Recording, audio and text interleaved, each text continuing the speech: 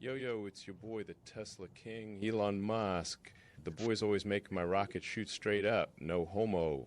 You bout to listen to the number one JFK-related podcast on planet Mars. Now plug in your neural link for two numbnuts who aren't a waste of government spending, the BBB&JOEB.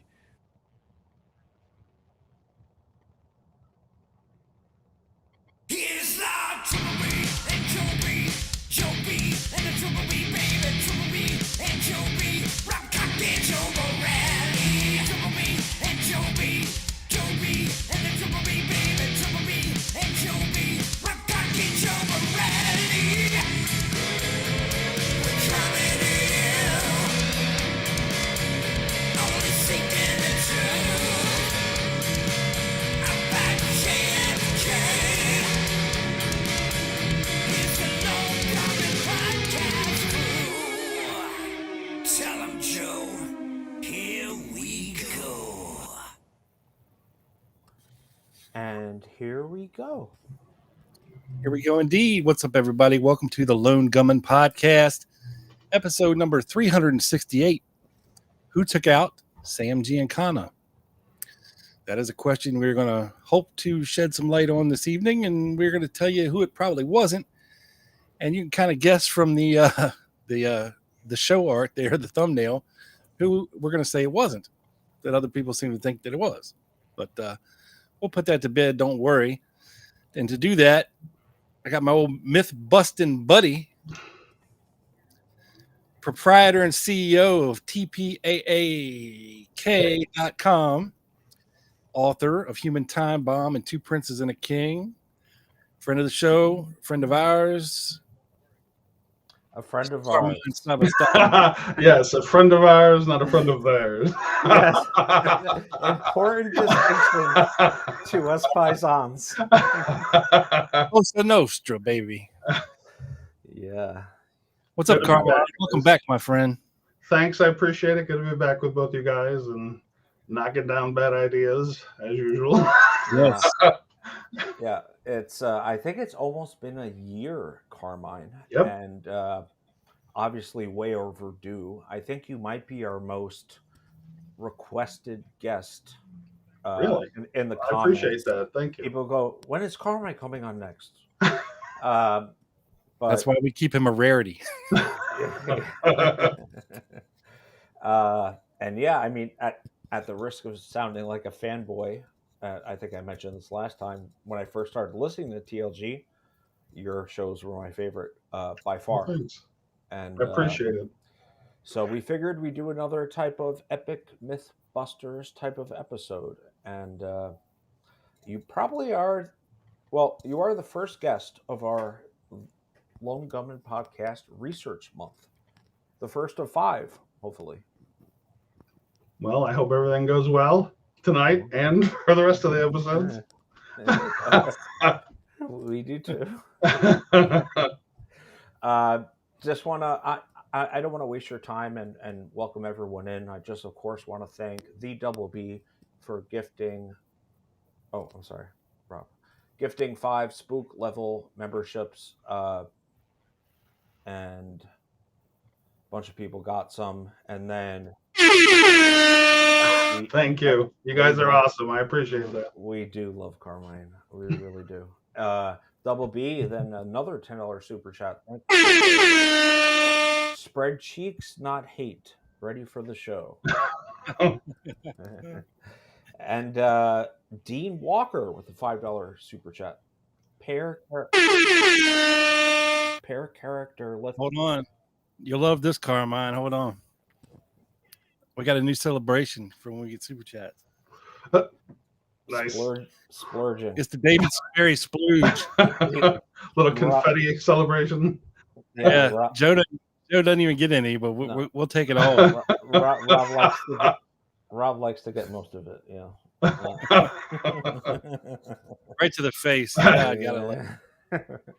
Thank you. Thank you, Dean. Thank you, Dean. And we know all the usual characters will be here. We know who you are. So, Rob, let's set the table and get right into it. Let's do it. and we do have a lot of new listeners, Carmine. So if you could just set the table real quick for the guy we're going to be talking about here tonight, Mr. Sam Giancana, and kind of how he relates to the JFK assassination, whether it be through lore or supposition or actual involvement, if you could, please. Okay. So basically, just a brief summary. Sam Giancana was probably one of the most notorious bosses of the Chicago crime family, who was in charge for a nice chunk of the 60s during the Kennedy administration. And he was involved since he was a kid in, I'd say, 20s till he became official in the 30s. He worked his way up through the mafia, and he was involved in what people probably have heard of called the Castro plots.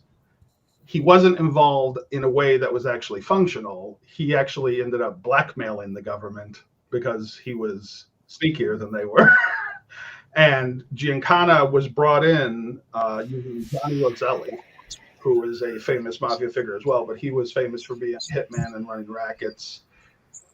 People call him the Don of LA, which isn't true, but he was probably one of the primary mafia figures in the West for the developmental stage of the mafia when it came to its prominence and holding, Vegas and other places in its clutches tightly by the 60s. So Giancana is usually associated with the Kennedy case because people say that either he was part of the assassination, or he somehow is connected to Jack Ruby, or that he was paid off by the Kennedys to pull in Illinois for them so JFK could win. All of those claims do not have a significant amount of evidence, but they are very popular. People like to say it. People like to throw his name into things. I've talked to his daughter. I've looked at the files that the FBI have on him, at least, hundreds of them. I, was able to find out certain things about him and the people around him. But ultimately, I think while his mob tactics are certainly a matter of the historical record, and he did a lot of horrible stuff, he isn't necessarily connected with the Kennedy case unless you want to try via the Castro plots. That's usually where people say, well, then maybe later he conspired with someone in the CIA, which is all possible, but beyond the Castro documents, it's not like there's any Giancana first-hand interviews by people in the CIA. The FBI monitored him. That is certainly, he was one of the few people who knew he was being watched. Giancana knew he was being watched. Tony Accardo knew he was being watched. Johnny Roselli. The smarter people in the mafia understood that after the Kefauver hearings in the 50s, and they had found out about the commission, and they had found out about that it spanned the nation, the mafia, they knew they were probably being watched because no one knew until then. But once you catch a big group of mobsters and you do hearings on it, you're all pretty much famous after that, or infamous, I should say. Was it Martino or was it Lauren Hall? It might have been Lauren Hall in his HSCA statement mentioned something about Giancana being kind of like a not necessarily a paymaster, but providing, was it $50,000 to Martino and company down there to be split up for, I don't know if the Castro plots or. I wouldn't doubt it. Yeah. I mean, that's totally possible. The thing is that, like I said, he got the government foolishly via the CIA engaged with him and engaged with Johnny Roselli, who also, they saw this as an opportunity that the government didn't understand, because what they tried to get, they thought that they were going to get the mobsters to go down there and do a hit, right? Like a daylight, everybody dies doing it, kill right. Castro at any cost.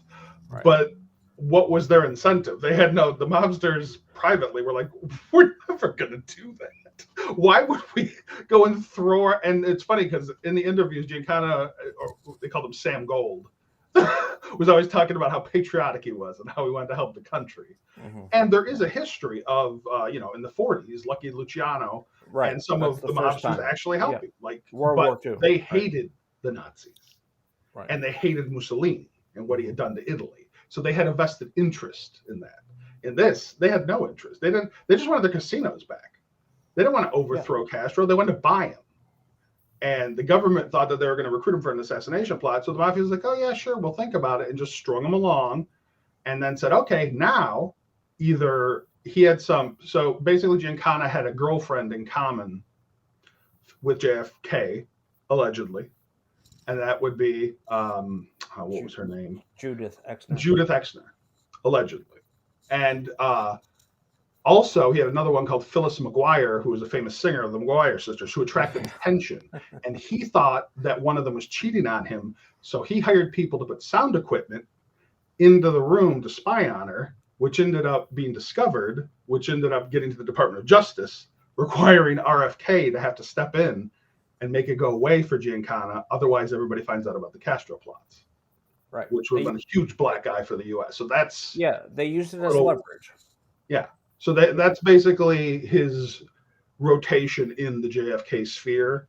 And he is a very notable person also because he died under mysterious circumstances. And it was just before he was supposed to go and testify to the Church Commission, I believe. Yes. It was. Or had he already talked to them a couple times? Well, he had talked to officials, but he didn't. I don't think he gave them anything. Like when I looked at one of his earlier interviews, he was kind of like Traficante, the fifth. Actually, the fifth. They all did that. He gave them some things, but most of them, beyond their informants, which there were, as we will find out, beyond the official informants within the ranks of the mafia, most people didn't give them anything of real use, and were usually hostile, openly hostile with, the government. Right. Yeah. No, he was shot just one day before he was scheduled to testify before the U.S. Senate's Church Committee about his involvement in the CIA mafia plots against Fidel Castro. And we are going to get into the circumstances of Mr. Giancana's death shortly. Roselli, ironically, was killed after he talked to them, which we'll get into. And people always try to say, well, he was going to testify more. And that's possible. But the whole thing about my problem, just initially, just looking at it from the beginning, for someone who's never looked at this before, I would have you look at it with fresh eyes and just say, if these guys were so instrumental in JFK's death, would they not have been killed fairly quickly? Would you wait over a decade to do it and then risk reigniting the entire thing again? Or would you just wipe them out quickly? I think that's one of the reasons why I don't think either one of them, though they could have had something to do with Ruby, because, somebody had to tell Jojo Campisi to go say hi right afterwards in the Dallas jail. The Chicago connection, of course. Yeah, it's totally possible that they're on that end, but that would be the extent. The more, it's only if you try to blame the mob for everything, and as we've talked about in other shows for other reasons, this is beyond what occurred in Dealey Plaza is beyond just a mob hit. It doesn't follow the style of a mob hit. In fact, you don't. The mafia, funny enough, is more subtle than that. As we know from the local basketball things that are going on these days, the mafia is a little more subtle than maybe some people think. That is crazy, man. That mafia story with Terry Rozier and everything. I mean, I'm kind of all over that. That is fascinating. 4 out of 5 families. Well, and what's crazy is that they've done it over and over. One of the earliest instances of that I remember reading about was when it was one of the Marx brothers. They were ripping off Harpo Marx and famous people in the Friars Club in California. And they had a guy in the ceiling who was sending messages to somebody on the floor below who would relay the messages to the guy at the table. I mean, they've been ripping off celebrities and blackmailing them. That's part of the deal. That's one of the... There used to be these things called black letters in the real early days when it was just Sicilians that got it from the mob. And you'd get a black hand letter. And you did what it said or else. Yeah, no, So that blackmail was their meat and potatoes. They would let players gamble. They would eventually lose, and then they would be in their debt. I mean, and Michael Franzese for all his he's everywhere now, has been saying like this has been going on for like 40 years. This is like nothing. At least. At least, right? So it's fascinating. And it's the same setup. I mean, now they have a higher tech motif, but essentially it's the same thing. You cheat at cards, you get them into debt, and then they owe you a service. Right. Forever. Right. Yeah. Somebody was asking me, are they still around to this day? Yeah. Oh, yeah. Well, yeah, they've just changed their tactics. They've gone legit in some cases. Mm-hmm. They've adapted to the times. 100%. They're not dumb. They have used technology to their advantage, and they're just a little bit more discreet than they used to be about things. And they can't count on other people to be quiet, so they have to operate as cells.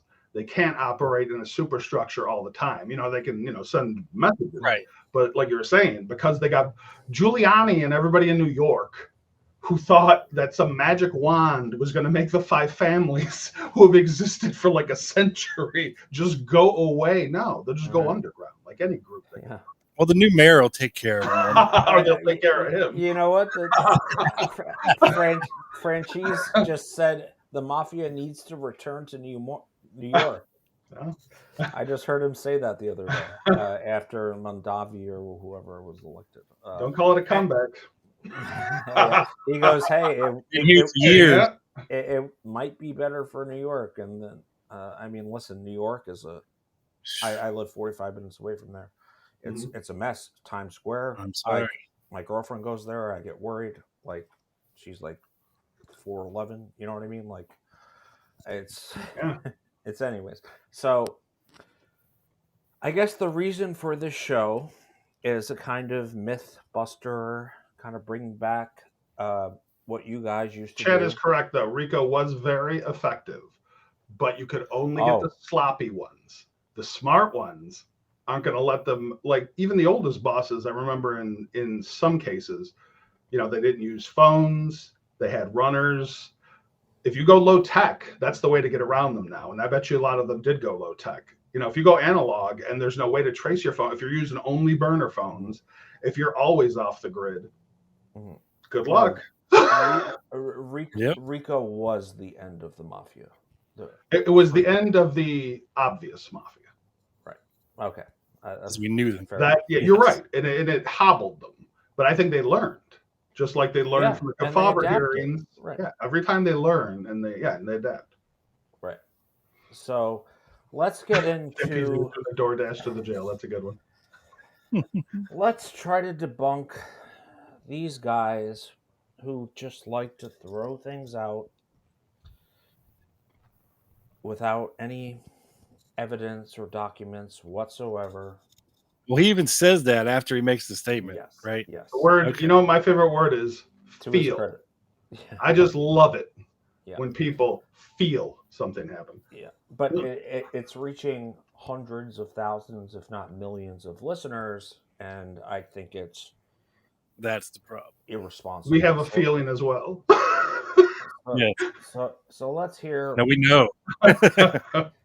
Let's hear what our favorite podcast has to say about this. And Frank Sturgis. America's Untrue Stories. Yes. Did you ever meet Jack Ruby? No, I don't think so. What do you think about? We have stories now that there were 2 men hired by CIA operatives, John Roselli and Sam Giancana, 2 mafia hoods. They were hired by the U.S. government to assassinate Fidel Castro. Did you know anything about those 2 men, Frank? No.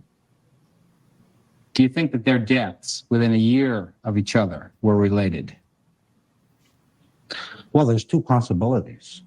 One, the Cuban intelligence organization probably sent agents to kill him.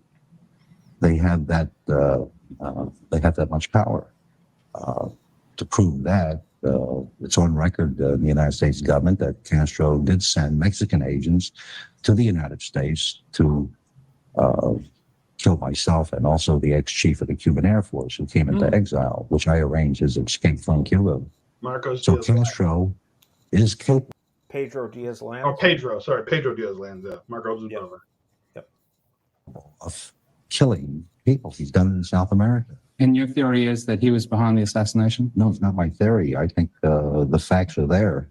The evidence is there with testimony that I have given and certain facts that Fidel Castro was involved in a conspiracy to kill the president of the United States. There we go. This is that was a good place to cut it right there. I mean, this is why he's being trotted out at this point in the late 70s, is to sell this conspiracy theory that it was orchestrated by Castro. This is just me, but I believe that Johnny Roselli and Sam Giancana were killed by Frank Sturgis. Could be. By the way, if people are watching this on replay and you don't know what we're talking about, you'll have to watch on Rumble or Locals, because that means there's a copyright dispute. So well, let's keep our fingers crossed. But I believe that Roselli and Giancana were not killed by Castro's agents. I think they were killed by Frank Sturgis. And I have no evidence of this. It's just he was able to get close to them. He knew Roselli and he knew Giancana. And I think that Cuban intelligence agents were not able to get into Sam Giancana's kitchen and have spaghetti with him while he's about to testify before the House Assassinations Committee. Okay. Sausage and peppers, but close enough, I guess. Yeah. So It's an Italian dish, right? Yeah. So he wasn't close enough to get in with any chicken piccata or so Chicken Parmesan. Yeah. So as probably go-to researcher on the mafia, if I had a question, which would be you. Did Frank Sturgis, is there any documentation that he knew either of them? Actually, there is a document, as you know, that Frank Sturgis, not only, as he said on that show, he didn't know Roselli, but there's a document where he's made that statement to authorities as well when they questioned him about Johnny Roselli and Sam Giancana, that he had only heard of him on TV, that he had only known from him of, being in the paper and being a famous mafioso. Right. Which, of course, Sturgis is like Florida based, basically. Yeah. And you got Roselli in Vegas and California and Giancana in Chicago. And I don't think Sturgis spent much time in either of those places. Well, by the time of his death, Roselli had relocated to his sister's house in Florida. That's probably where he gets the belief that because they were in the same state. Well, I know 10, over. This is over 10 years later. They had no direct connection according to any evidence that, as they said, I have no evidence for this. Okay. I don't think Sturgis is showing his face in public much. Yeah. Which is after Watergate. Yeah. And I believe saying that they have no evidence for this. Right. And I'm not saying to like Frank Sturgis, we should believe every word that comes out of his mouth. Oh, no. By he lied any stretch. I mean. Well, as you can see, he did like the part, in my opinion, that they got correct was that Sturgis would lie on behest of the CIA or the mafia. Sure. He'd do that all day long. And he would make up stories about Castro killing people that G2, which is the Cuban intelligence group, the Dirección de Inteligencia, they were very effective in Cuba. They did do U.S.-based operations to a certain extent. They weren't going to go, first of all, they would have to find someone in the mafia that would work with them to give up Sam Giancana. So how are they going to do that with no notice? Since Sam Giancana has been being watched by the FBI since the 50s, and so has Tony Accardo, and so has Johnny Roselli. Right. So at what point in this ongoing surveillance, illegal most of the time, were they just going to, was this agent not going to be noticed by J. Edgar Hoover's people? Right. It's just, it's, as they like to say, anything's possible, but not anything's probable. It's very improbable. Yeah. There's, over the years, people try to tie Frank Sturgis to the CIA. Yep. Officially, on paper, which you can't do. But they used cutouts. They used other ways. Yeah, you can link him. He was definitely in Bay of Pigs. He definitely was part of CIA operation, but he was an outsider, and I think really he was a person trying to inflate his importance in the whole matter. Yeah, he was definitely feeding them information, whether it was for money or what, maybe even a double agent. Who knows? Yeah. I mean, because I think this dude is, while he's openly on Geraldo at this time saying he thinks Castro was behind the assassination, he spent a lot of time in Cuba and knew this dude. And he hated Fidel Castro. He lost friends to Fidel Castro's men. He was really emotionally invested in part of the group that tried to overthrow him and directly blame JFK, which is one of the reasons why people try to say Sturgis was one of the tramps. Or try to say that, they try to plug in very well-known names. Unfortunately, they usually don't have the evidence to put them in the position they're saying they're in at the time they need to be. Right. Plus you have him around E. Howard Hunt and all the rest of these CIA affiliated guys at Watergate, but supposedly he's got no ties to the CIA. Bullshit. Yeah. Well, and that's why I've always thought that it was interesting. I know more people are looking into it now, and I hope that they are able to get their hands on some of the most important documents. I've always thought it was very interesting that the fall of the Nixon administration occurred because people who could have potentially had a big issue with Richard Nixon, since he took out a third of the officers in the CIA and reappointed the director as a non-CIA person under his control, after he told Helms, you're going to give me all the files I want or else, and then fired him. There's probably a lot of people that wanted to see Richard Nixon go down in the CIA. So that Sturgis totally could have been. And to me, that's way more interesting because we have evidence for it. Opposed to he killed JFK or claiming that he killed, like Johnny Roselli. Him saying, okay, we can go into however you want to do each of them, but Frank Sturgis, based on the evidence that you will see and everything we've said so far, was not likely. It's very improbable he killed either of those people because, like I said, there's no proof that he even met Johnny Roselli or Sam Giancana. There's no evidence of that. There's people that say that happened. Well, this guy just said that he killed people and he has no evidence. So people say stuff all the time, Do we know if Frank Sturgis did he get jail time out of the Watergate thing? I believe. I know for sure Liddy got jailed, Hunt got jailed. He probably got jailed too. I think most of the burglars got jailed. I was just wondering if he had gotten jailed and then gotten out early for some reason, and maybe he owed a favor to somebody. I don't know. I'm just throwing it out there. Yeah, who knows? I'll tell you in a second. Yeah. He's 13 months. Okay. He got 13 months in prison. You beat me. Yep. Habit. As soon as someone asks a question, I just. That's what he was sentenced to, or that's what he actually did? He did 13 months. He did 13 He probably months. got sentenced to more. Or 13 months plus days. Here, we have. It says 14 months in Danbury, Connecticut. Oh, he was in Connecticut. Later. Okay, the University of Virginia is saying 13 months, though. So we have he served over a year. Yes, yeah. There's multiple reasonable sources that say different. Right, on a 1 to 4 year sentence, allegedly. So he got early release. Yeah. He probably cooperated, I would think. He was a good boy. Yeah. Company man. Yeah. Company man, exactly. So, the deaths of Giancana, we're going to go into the documents in a second, and Roselli are very different, right?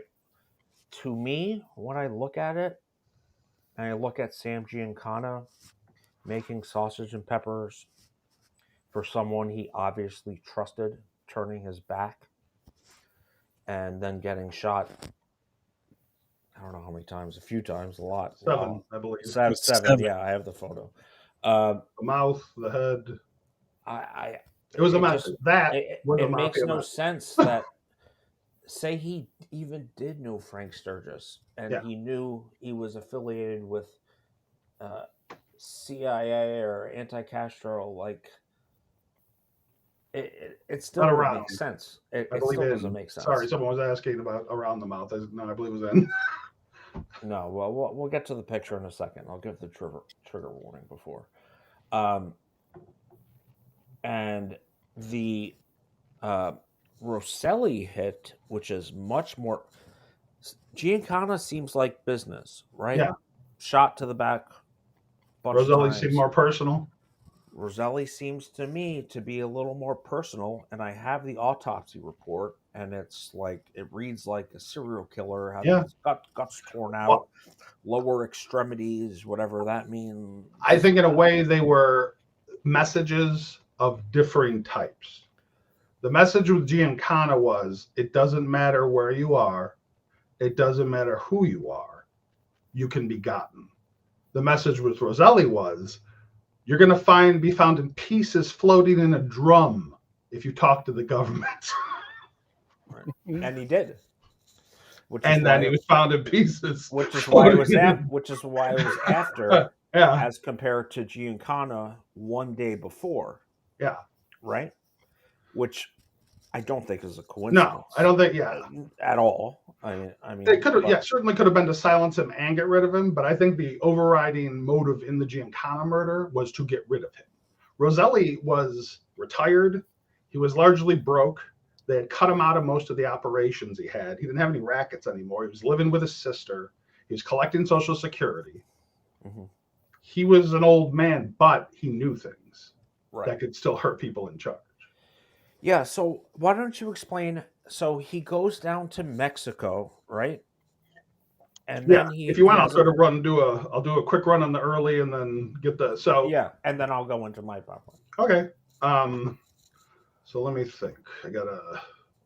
Okay, so what's the best way to go through? So Sam Giancana, I believe you said earlier when we were talking, 1908. He was born in 1908 in Little Italy in Chicago, Illinois. Poor family. Father was abusive. Pretty standard for the average mobster, especially when back then discipline wasn't discipline. It was abuse half the time. So, he was thrown out of school repeatedly, finally got expelled, and he was on the streets as a teenager. I was talking to Joe earlier, and I called it the young man's mafia, but basically large gangs of, runaways, of kids who were expelled, of hoodlums would get together, and they would intimidate people and rob people and do minor crimes. And this was basically the minor leagues for the mafia. He came up in a gang called the 42s, which reportedly was based on Alibaba and the 40 Thieves, but there were two other people. He got the nickname Mooney, which means crazy, because he would do anything. And later on, he proved that as, hitman or bombing places or wheelman for robberies. They called him crazy because he would do anything to get ahead. He would randomly moon people. Perhaps. I wouldn't put it past him. Hey, look over here. But so he came up during the Capone gang. In the 30s, he got officially made. He became part of the Capone gang. Eventually, he rose to the ranks. Some people try to call him Capone's driver. That's not the case. Capone had other drivers he used more. He might have driven Al Capone sometimes, but mostly he was Tony Accardo's driver. Tony Accardo is another prominent mobster. Some people might have heard of him.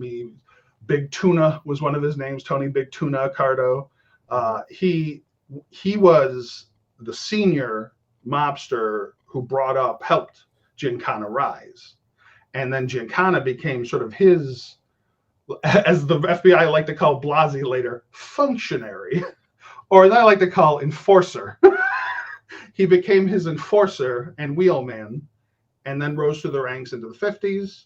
Accardo was in charge of Chicago until Giancana got the reins away from him. And via other infighting, Giancana becomes the boss by 60. So he learned from some of the greatest mobsters of all time, as far as, I'm not saying good people, I'm saying good mobsters. He learned from Al Capone, he learned from Frank Nitti, he learned from Tony Accardo. He got to see the commission come up from the ground floor when Lucky Luciano and Meyer Lansky and the others all put everybody together and the New York Five Families get founded. He got to see the structuralization of it happen. And he was smart. He might not have been well schooled because I don't think he made it to 8th grade, but he was very wily. One of the things I probably might have said in the show before years ago is I respect the hell out of him for his ability to evade the government. As far as he had like over 100 aliases, if you add up all the ones he used for criminal stuff, to the FBI, to the mob, they couldn't track this guy down half the time because he was operating under a new name. And it wasn't even, big changes. But when you do a search for Sam Giancana or Sam Mooney or Sam Gold or Sam M. Giancana or Santino M. Giancana, I mean, this guy, he was the Rossi. original. Yeah, he was or Mooney. Sometimes they go by Mooney Giancana. I mean, he is pretty much, I would say, one of the defining mob bosses of the the developed mafia once it had become a nationwide enterprise. And he one of the stories I remember, I think this was in the 40s. He was already in the mob and he had help from Accardo or at least Accardo say so. He actually stole an entire rackets system from a black mobster who had set everything up.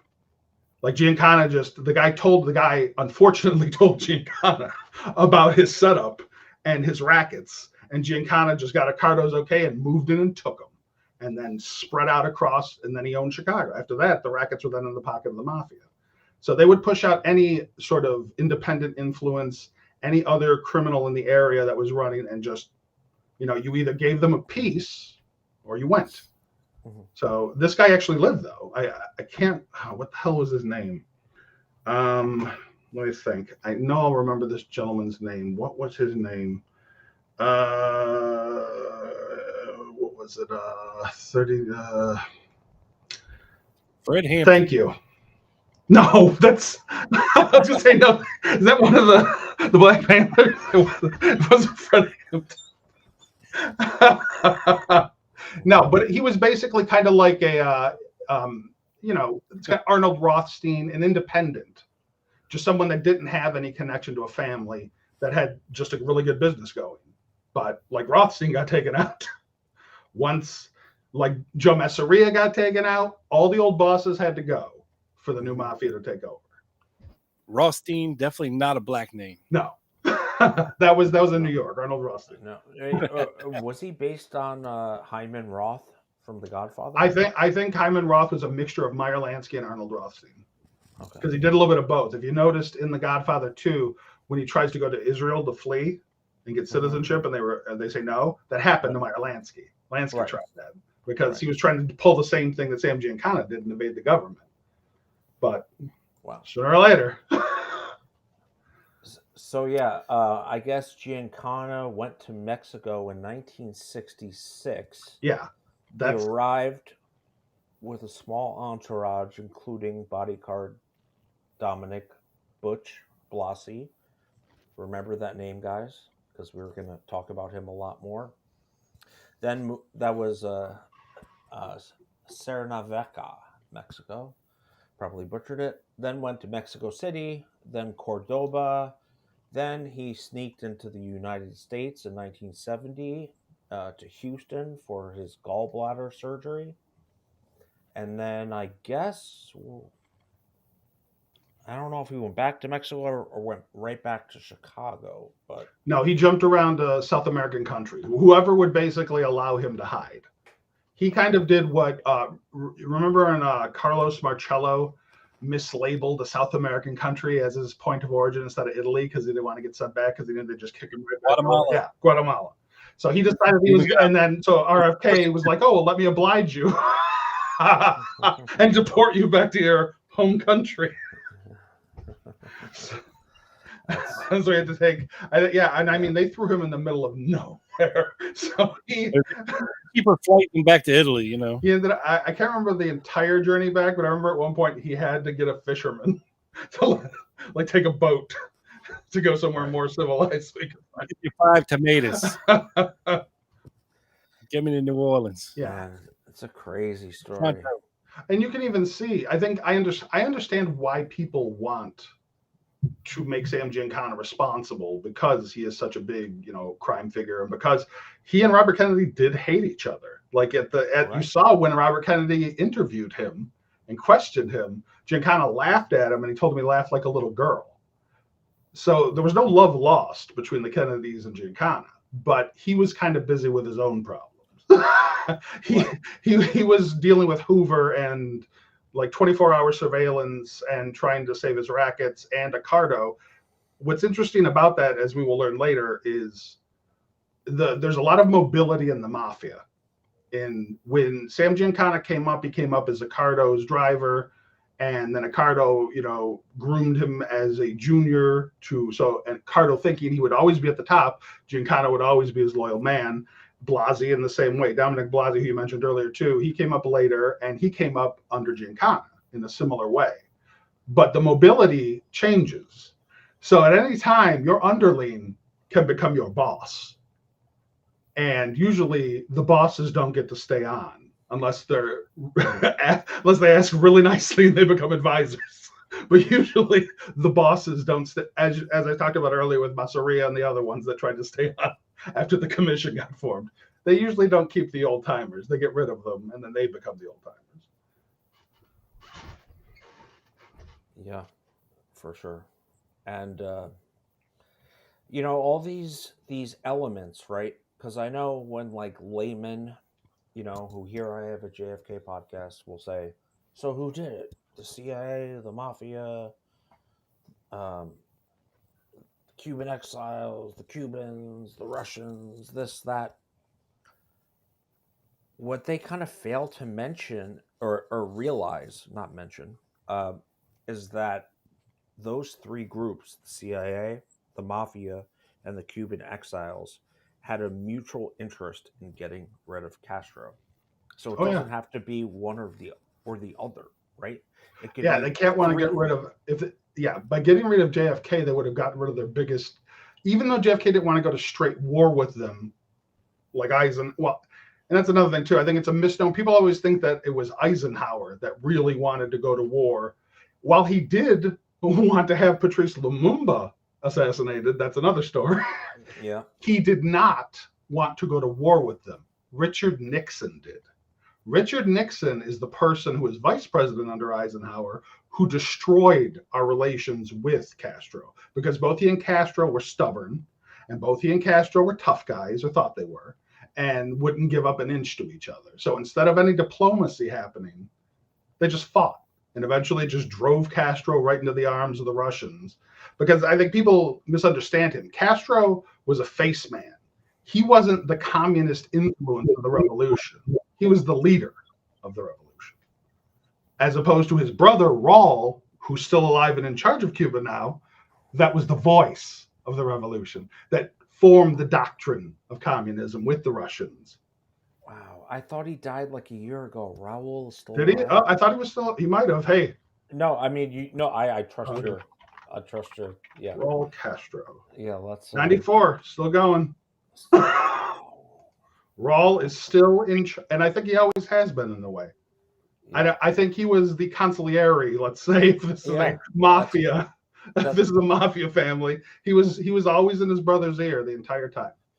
That's actually a really good analogy. So let me start this here. Just Sam Giancana was killed June 19th, 1975, Chicago, Illinois. We're going to get there. Roselli was killed August 7th, 1976, a little more than a year later in Miami, I guess, off the coast of Miami. So let me hang on real quick, Joe. I wanted to correct myself. Yeah, so sure. He was up until they elected a president a number of years back, but he is still alive and he is still an advisor. And he was the first, I believe, what the hell did the Communist Party call it? I think like first secretary or something along those lines of the Communist Party of Cuba. Like he was the first guy. He was essentially he was the first guy doing propaganda for them. Yes. Yeah, and I did a presentation last year at Lancer on all the people that were stuck in Cuban prisons, and Raul was very, Martino talked about seeing him all the time, coming in, making sure things were good in the jail with the Americans and the mobsters. I don't know if making things good, but he was around. Yeah. Maybe Thank you for correcting me, Raul. Yeah. Yeah, maybe like more like boots on the ground type of than Fidel was. I think he was the strategist. I think Fidel was kind of in the way, if you look at any dictatorship, the face man is usually not necessarily the brains. The face man is the person who everyone loves and believes in. But that doesn't necessarily impart to him any sort of strategy ability or the ability to keep the different factions from turning on each other. That, I think, was more, everyone, like I said, everyone loved Fidel. He was the underdog. Even the U.S. press, until he turned against our government, the U.S. press loved Castro, loved that he was overthrowing Batista. They sent reporters to go talk to him, as we know, some being CIA. They sent all sorts of people to go and help because Batista had become so corrupt they couldn't control him anymore. And he was treated like a rock star when he visited the United States. Exactly. So it was only when he turned, and I have no doubt that Raul had part of a hand in that turning. Right. And it's crazy that they could never overthrow him, 90 miles off the shore or whatever. You know what I mean? Here's the thing. After all the things they've tried to do, I don't know about mongoose, from this didn't. to that. Well, just the Castro plots alone. We don't know exactly how many. There are reportedly between dozens to hundreds of different, at least, conceived attempts. But just in the ones they tried that we know that failed, the poison pen failed. The exploding conch shell because he was a scuba diver failed. The putting botulism in a scuba gift as a present from our ambassador failed. The using a woman that he was sleeping with to kill him and poison him failed. He was no fool, certainly. He was very wily. And Castro was educated. He wasn't just don't some forget, guy. Don't forget the nair in his beard shampoo. Yeah, to make out, the pillory, to make the pillory powder to try to take out, or putting what was it? They wanted to put salts or something in his shoes or in his clothing to try to make all his hair. Some of the stuff that actually made it to the movie JFK was tried. As much as JFK is a work of fiction, that movie, some of the stuff they talk about trying on Castro, the CIA really tried. With Lumumba, they ended up sort of second-handing it and letting Mobutu do the dirty work by giving him some questionable intel so he would go and get rid of Lumumba. But, Sidney Gottlieb talked about poison in his toothpaste, talked about bombs in his, there were all sorts of ways that could be incidental, like we talked about, more subtle. Sidney Gottlieb was involved in this. Yeah, Sidney Gottlieb was head of, I believe, Technical Services Division or branch of Technical Services Division at the time. Right. I think he was the poison master, essentially. Chris might have been still in the Isle of Pines at that time. I know he did run the TSD at some point, but wow.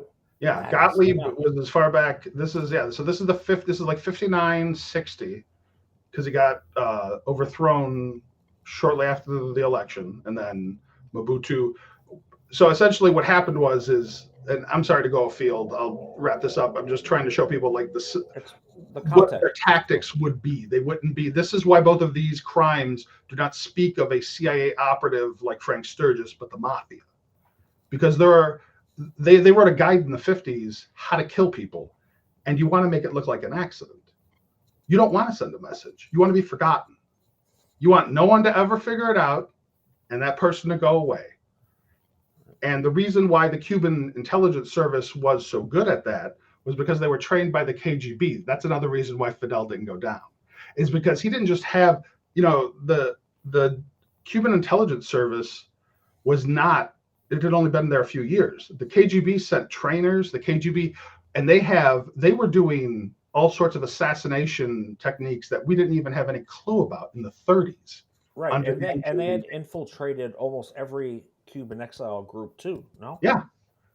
Almost every communist party group you've ever heard of, there is a chance that they are either controlled in the past or currently, or could be by Russian intelligence.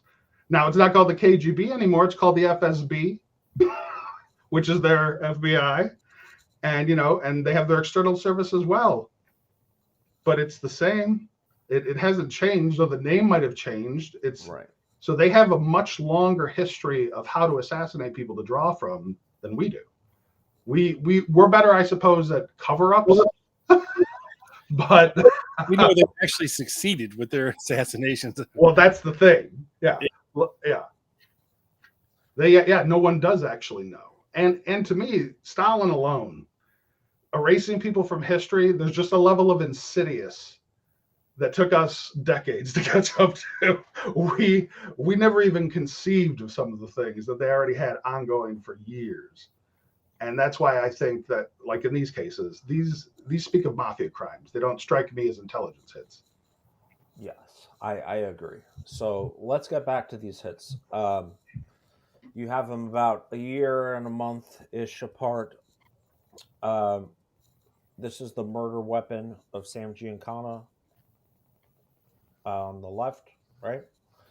And on the right, you have him sitting in a pool of his own blood after 7 shots to the back of his head and body. And mouth. And mouth, yes. Which, again... Another, telltale. Symbolic. And wasn't Roselli gagged as well? Asphyxiated, choked to death, and But then gagged. dismembered. Something like in The Sopranos, when the guy's the rat, they put something in his mouth, right? As in, like, this symbolic thing is to not talk, right? Oh yeah, no, I think both of them were definitely messages being sent. Like I said, different types of messages that the mafia would send. Yes. Roselli was much more over the top because he talked. He had already talked. And they had to fit his ass into a drum. Well, here's the thing, though. If they really wanted to get rid of him, they would have sealed it and weighted it. They wanted him found. Well, didn't they put holes in it so it would sink? No, it was floating in Dunfermline Bay. Oh, Or maybe they didn't put enough holes in it.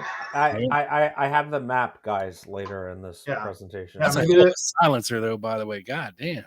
Well, and here's the interesting thing. One of the things that I know you have a document for, but the guns were able to be traced back to the TA Miami gun shop, which were both bought at the same time. One of the guns used for Giancana was, as you'll find out later, was also the second in the pair that were bought was used in a different mob murder by one of Giancana's allies, who I actually don't think had any idea of the connection. But the mob did that all the time too. They would pass guns around, use them on multiple crimes so that there could be no real chain of evidence. You wouldn't know exactly how many times it had been used or how it had been used or... Right. And I think when we talk about the statement of the next gentleman, who was his kind of housekeeper, didn't really hear anything, right? Didn't know. He went down to the basement to find Giancana. Yeah. It was a number. It was, as you'll go into. It was the silencer plus environmental factors. He was on a separate floor. Giancana's house was multi-level. It was summer, so the air conditioner, one of those old window units, was nice and loud. And his wife was hard of hearing, so they had the Tonight Show turned up. And the sausage was sizzling. Well, yeah, I mean, there were, and the sausage was sizzling. I don't think they heard that either, but yeah, because people might be like, well, how could he not, think of a big house? I mean, it's not a huge house, but think of a multi-level house. The doors are closed. The Tonight Show is on at, hard of hearing level. Right. And the air conditioner's going. They're old. Yeah. And the silencer. Yeah. I mean, yeah. And it's just pointing out again, would Sam Giancana turn his back, say he knew Frank Sturgis, to make him sausage and peppers? He was very paranoid at this time. Oh, yeah. He kind of knew he was a target, like a marked guy. And what people might not understand about that is it's because of how he went up and down, that mobility I talked about earlier. What ended up happening is he basically surpassed Accardo, became boss, then got the year for perjury, then fled, then came back, and now Accardo has reascended with Gus Alex and Joey Upa as a triumvirate in charge of Chicago. Mm-hmm. So what do you think is going to occur to Sam Giancana and Tony Accardo? I think Giancana was like, "Oh, I think I get my old job back," and I think Tony Ricardo said, "No, you can't." Yeah, it makes a lot of sense to me, a lot of sense.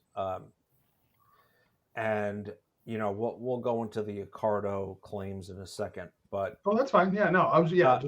actually, it's just a document about him, kind of. FBI document, February 12th, 75, and again, Giancana would be killed few months later, right? Yep. CGT1, which is Chicago T1, right? Yeah, code for an informant. Yeah, advised that since Sam Giancana has returned to the Chicago area, his only confidence has been Dominic Butch Blasey and Charles English. Source advised that both Blasey and English were in Florida as of February 75, and that English was contemplating on being a snowbird in Florida. On March 6th, so we go ahead like 3.5 weeks. 75, CGT1 advised that Blasey had been in Florida for 2 weeks and had returned to Chicago on March 2nd, 75. Sources stated that since Blasey's return, he has been with Sam Giancana on and off through March 6th, 75. CGT1, same informant, stated that Blasey rose to prominence in organized crime during the late 50s when he became the general functionary of Tony Ricardo. Blasey remained with Ricardo in this capacity for 2 years until Giancana succeeded Ricardo as the top mafia boss of organized crime in Chicago, which you just eloquently pointed out better than this document. Well, can I say one thing real quick? I just wanted to add. Interrupt me anytime you want. Oh, well, I try not to. No, please do. I need it. I need it. But all I wanted to say was, and we can see right there what happened. We can see that Blasey's loyalty was for sale. He was brought up just like Giancana, and as soon as Giancana betrayed him and took over, Blasey jumped on the Giancana train. It didn't matter that Tony Ricardo gave him his place, just like it didn't matter to Sam that he gave him his place. They just superseded him and took over. And then they were in charge for a while, but as we know, things change. Right. Yeah, you don't want a power struggle, a mutiny, or whatever could have possibly happened. In terms of what Ricardo thought could happen. Mm-hmm. And of course, as we know in the mafia, you don't get shot by a stranger. You get shot by your friends. You get shot by your friends. We've seen it. I know it's in the movies, but that actually is how it goes, right? Well, yeah, I think, and that's not. Yeah, I understand that it's been used in the service of movies, but that is actually one of the accurate things that actually made it a lot. There's a lot of inaccuracies in the movies, but one of the accurate things is. Yeah, I mean, think of it just as a problem outside the mafia. If you're in a group of people and one of those people is a threat to you, aren't you going to use all the implements at your disposal to remove that threat? It doesn't matter if they're your friend. If you get the order, I mean, you can see that, I think, in one of the later documents that I sent you. They said once you get the order, you have to do it. Yeah. It doesn't matter if it's your mother. Yeah. You have to go kill them or they'll kill you. Good luck. Yeah, saying, nah, I'm good with that order. I'm not going to do it. Like, good luck saying that. Go find someone who will, if you want. Yeah, but I'm saying if you said, nah, I'm good. I don't want to take up this hit. Like, guess what? You're going down too. Well, and and not to the extent of murder, but we can see even today that such influence can be exerted over people to do things they never would do. Right. If they're in debt or they owe the mafia. Right. And of course, this is before cameras were everywhere. Yeah. You can't get around without, being. Yeah. You had to actually go. Yeah. Yeah. It was kind of like the best time for the mafia. So continuing on this document, this following investigation was conducted by William Thurman, Chicago, Illinois, as he talked to Mary Nealand, administrative assistant, blah, blah, blah, blah, blah. Nealand produced an index card from their files reflecting that Dominic Blas, spelled wrong, had his real estate license for the state of Illinois. That's not really, should have included that, sorry. On April 15th, so now we're getting closer to the June end date for Giancana, right? CGT1 advised that Dominic Blasi and Charles English, another hoodlum, continued to be in regular contact with Sam Giancana. Source stated that Blasi has again recently returned to the Chicago area after spending approximately 10 days in Florida. Again, specific. And we're going to get to Blasi and his informing in a second. On June 5th, 75, now we're, 12 days away? Yep. A week and a half-ish. CGT1 advised that Dominic Blasi had gone to Houston, Texas to visit Sam Giancana, who was in the hospital recuperating from a gallbladder operation, which we talked about, and extenuating circumstances surrounding the removal of the gallbladder, complications. Forwarding a little to Joseph DePercio. So, Joseph DePercio, correct me if I'm wrong, Carmine, he was kind of like the, I don't want to say housekeeper. I called him caretaker. A caretaker of, like, not a butler, but a friend of the family who Giancana trusted to run his house. Right. He raked the leaves. Well, he went for walks with him. He made food for him. He drew a bat. Like I said, the closest thing you're going to get to a butler in the mafia. He was like George Senator was for Ruby. Yeah. Approximately 30 years Ballet. Minus the baby oil. Joe DePercio was out of a job, and as such, Sam Giancana's father asked him if he would like to take care of Sam Giancana's house, i.e. maintain the lawns. You got it right. Landscaping and perform odd jobs around Sam Giancana's house and make repairs as necessary. Joe DePercio consented to this, and as such has been working for Giancana since this time in the capacity described above. Joe DePercio began residing in Giancana's Oak Park residence approximately 2 years following the death of Rose Flood, who was taking care of the house for Giancana. So she was kind of like the lady who was doing that. Yeah.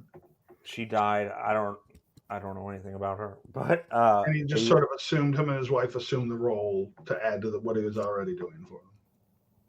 Right. So him, DePercio, and his wife were living upstairs, and Giancana was living downstairs, kind of like in the basement. Am I wrong? No, I'm sure he had, a bedroom somewhere upstairs, but that's true. For the most part, the basement was his base of operations. It was where he met people. As we know, it's where he was found dead. It goes into DePercio talking about how you brought up paranoia earlier.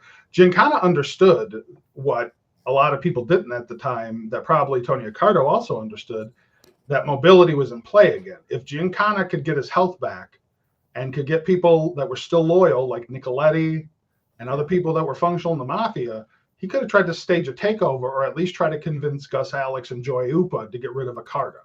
Right. Because Accardo had fallen once, so there's no reason why he couldn't have fallen again. And I'm sure that occurred to the both of them.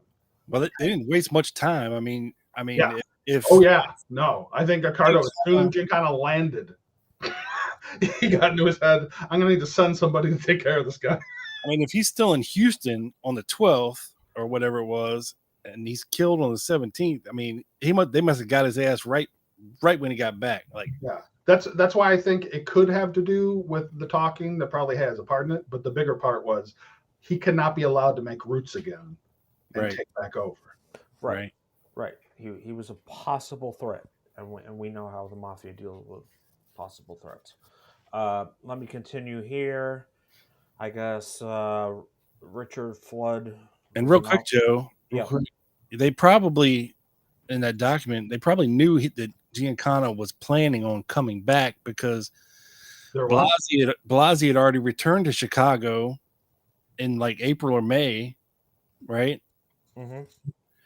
So And Blasey was keeping them informed. right. Yeah. Blasey probably told Carter and everybody, look, you know, as soon as Mooney gets done in Houston, he's coming back, you know. Yeah. I mean, listen, you got to pick the winning side if you're Blasey, right? Oh yeah, or else you go down with the losing side. Right, exactly. I'm sure they had a good run in Mexico and South America. They probably had the time of their lives down there together. And yeah. And the thing is that so it's a different story. Blasey is actually, if you think about it, an informant of two levels, because not only is he informing back to the Ricardo cabal with Gus, Alex, and Ayupa, he's also informing to the FBI. Yeah. So he's telling everybody Sam Giancana's location. And what's not always, you know, sometimes it'd be, as you can see from some of the FBI reports, he's like, oh, I can't say anything specific, but here's a bunch of biographical information about him, what his family's been up to. I won't tell you where he is, but I'll tell you every other detail about his life. Let's get to this document. I'm gonna skip ahead a little bit. Let me see, make sure I'm not missing anything. Okay, Joe DiPersio and his wife were present in the Giancana house on the evening Giancana was murdered. Giancana had returned to Oak Park, Illinois, the day before he was murdered. The day before. June 19th. I might have had it wrong by 2 days. To recuperate, blah, blah, blah, blah. The evening Giancana was murdered, Joe DiPersio's wife had fixed Giancana some chicken for his dinner, and he was in the process of eating the chicken in the upstairs family TV room when his daughter, Francine De Palma, her husband Jerry, and their young daughter came to the Giancana residence to visit. While Sam Giancana finished his dinner, Jerry De Palma asked if there was any corned beef in the house. It was instructed. Is there any corned beef in the house? Yeah. And proceeded to make him corned beef sandwich. He got a sandwich. He returned to the table where Giancana was finishing his dinner. Okay, so Giancana is eating upstairs. He's not in the basement. The dinner completed. Sometime after 7, Sam Giancana, Francine De Palma, Jerry De Palma, and Sam Giancana's granddaughter went down to the basement area where they all remained until approximately 10:30, right? So you're thinking this is kind of like family time, I imagine, right? With his granddaughter. Probably his last moments with his granddaughter. At this time, Joe DiPersio went over to Mooney and accompanied Giancana on a walk. Giancana had asked DiPersio to accompany him as Giancana was afraid he might fall down, right? Like he was very still recovering. brittle. Right. He had just come out of surgery. He needed someone to kind of hold him like by the shoulder as he walked, right? Make sure he doesn't fall. As still weak from the recent surgery, Giancana took DiPersio's arm and the two proceeded to the corner of Fillmore in the next block, blah, blah, blah. Shortly after, noting the dripping water. So this is another interesting. So this aspect. I think it might be 2 different nights. I think there was the family night the night before, and then the next day he went for the walk with Blasey. Okay. And then they went for like an early evening walk. I think it's like 7-ish or 6-ish. And he goes for the walk, or not, I'm sorry, not Blasey, DiPersio. He goes for the walk with DiPersio the next day. So people that say, you know, well, there were tons of mobsters over, because we've heard people say this, there were mobsters appearing at his house and going in and out. No. Charlie English and Dominic Blasey were the only 2 people seen anywhere near his house. And we have confirming sources because we have the FBI surveillance on Ricardo and the FBI surveillance on Giancana and Johnny Roselli. So they're all under surveillance. Who comes and goes is reported. Not necessarily that it went up the chain sometimes because they didn't want to give away their informants, but somebody was watching. So if a major mafia figure besides English, Blasey or Giancana made an appearance, there would have been a note. Somebody would have noticed. One of the witnesses upstairs, the FBI outside, someone. Right. I just that's important because it's the window around when he died that a lot of people don't realize was so small, and the knowledge required to be at that house in that 35 to 45 minute window when no one was around in the safest place he thought he could be was perfect. But only 2 people that we can prove had that knowledge, and that would be Charles English or Blasey. Those are the only 2 that came and went without. For instance, the Giancana, the reason he used the basement as his sort of base operations is the back door went right to the outside. He could come and go out of the house with no one even knowing he was leaving. And so could anyone else who knew about that entrance. But the only people that came in and out of that entrance were Blasey and English and Giancana and DiPerzio, of course. But you had to have that knowledge to come and go unseen. As someone just said, right. Fiorini's hard to miss. Yeah, he's a pretty big guy. Sturgis wasn't just going to wander by without anyone seeing him. And Hoover wasn't a fan of the CIA, by the way. He would have loved to have caught one of their people trying to do something illegal and splashed it across. Same with Accardo. Like people, as we'll get into eventually, people who want to say that Tony Accardo personally or any major figure personally did it themselves, Hoover would have loved that. He would have arrested them immediately and then thrown them the next day in front of the papers. Mm-hmm. So there's no reason to hide it unless you're an informant. Right, unless you want more continuing information, right? Yeah. DiPerzio cleaned up the mess in the dining room after the dinner and stacked the wet acoustical tiles. Yeah, there was a leak basically that Giancana and Blasey noticed.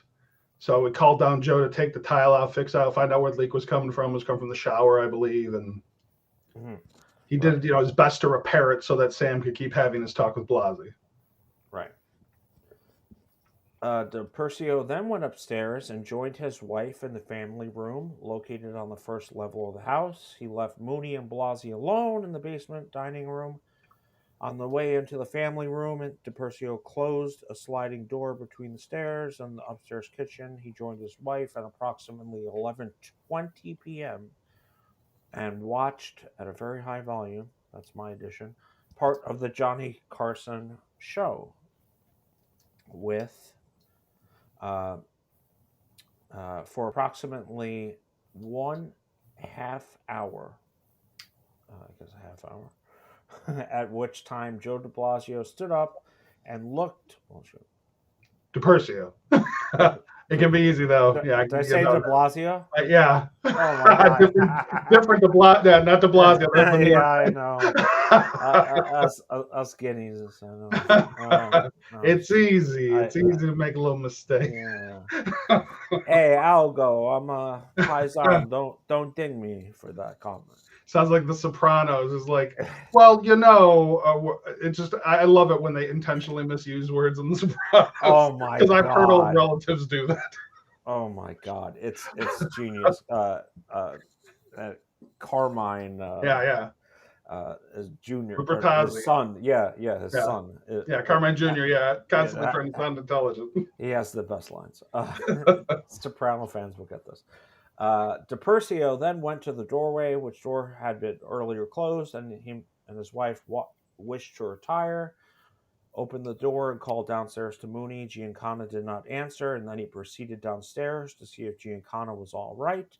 Right, of course, he's recovering from surgery. Once downstairs, DiPerzio noted that Giancana was not in the basement dining area, and that sliding door between the basement kitchen and the basement dining room was partially closed, permitting him to see Giancana was lying on the basement kitchen floor. I showed you this picture earlier. DiPerzio slid open the door and noted that Giancana was lying on the basement kitchen floor face up with blood underneath his head. He also noted that on the stove in the kitchen area with the gas burner still turned on, full blast, still cooking them sausage and peppers, with a small frying pan containing Italian sausage, spinach, and beef. Now, I just want to interject one thing real quick. Sure. And you'll go on in the statement and it'll, further support this, but notice no mention of smoke. He didn't come into a smoky basement, which means the meal couldn't have been on that long. It could only have been on maybe at most 5 or 10 minutes. So he was alive, maybe 15, let's say, but there was no fire. This grease hadn't spilled over and it wasn't filled with smoke. Mm-hmm. So he hadn't been cooking that very long. And this is a half-hour window, and the last person seen alive with him was Dominic Blasi, who just happened to excuse himself without telling anybody and leave.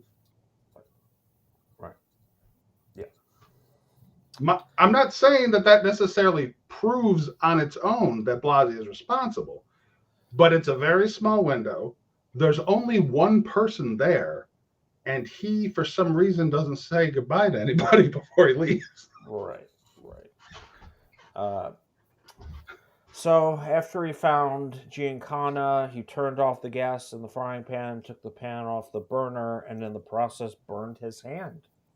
He then called upstairs to his wife, told her not to come downstairs, aka don't see this bloody mess, and to immediately call an ambulance since Mooney had been hurt. Thank you, 3BB. Sorry. I'm not seeing the chat.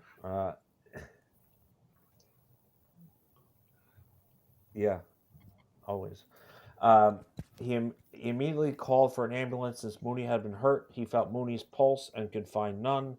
A few minutes later, ambulance driver arrived, and DiPercio was instructed by the driver that Mooney was dead and he had been shot in the head. So 2 people were killed in the basement. Or Mooney is Sam. Okay. They're referring to. Okay, I was getting that confused. Well, I'm glad one of the 100 names. Yeah. DiPercio noted that the last person, to the best of his knowledge, to see Giancana alive was none other than Blasi, and that Blasi was the most trusted of Giancana's associates. It was very rare for Giancana to be visited by anyone at night, especially Blasi, who rarely was at the house in the evening. Blasi generally visited Giancana during the daylight hours. In the evening hours, if Giancana wanted to get in touch with someone, he would slip out the back door and make a phone call. DiPercio also noted that on the evening Giancana was murdered, he did not see Chuck English at the residence and has not seen Chuck English for approximately 4 months. Chuck English generally visited the house during the daytime as well. After Giancana was murdered, Blasi stopped by the Giancana residence many days later, and this is a long document, so I'm clipping the most relevant parts of it. We could link it in the description or something. And many days later, asked DiPercio how things were going. Yeah, I'm sure. And then, the bills thing, I think, too, is at least also some more interesting information, because where did Blasi get all the money to pay for all of Sam Giancana's expenses? Right. It sounds like they're trying to keep him quiet. Yep. Well, and then, they are. DiPercio explained to Blasi that many bills were mounting at the house of Sam Giancana, and he could not pay them. Blasi asked that all bills at the house be forwarded to him and that he would take care of them. What a nice guy. I know. Out of goodness of his heart, apparently. Yeah. DiPercio recognized the voice of the caller. I guess he was called and kind of threatened. Yeah. Yep. And he thought of being an individual, he thought he knew. However, he declined to further identify him. Another important sentence. DiPercio, the housekeeper, or whatever you want to call him, knew who called him. However, he declined to further identify him. Chances are, I would imagine that was someone in the mafia. I would bet almost everything I have on that. As a result of the telephone call, he and his wife have been apprehensive about remaining in the Giancana residence. Oh, shit. DiPercio has had the telephone number at the Giancana residence changed and experienced no further threatening phone calls. I think this is part of the same document relative to Judith Campbell Exner. DiPercio advised that he had seen her several times at the Giancana residence, as he had seen many of the women Giancana brought to the house. In conclusion, DiPercio was one of the opinion that whoever killed Giancana was an individual who was very close to Giancana and was fully aware of the layout of the house. In addition, knew Giancana spent the majority of his time in the basement. So they knew the house, they knew his habits, and he was totally disarmed around them. Yes. Only 2 people qualify, and only one was there. And Frank Sturgis is not one of them. just a hunch. Just a hunch. Well, no, let's, and yeah, now let's joking. compare with this evidence that we put together and some of the discussion to that claim.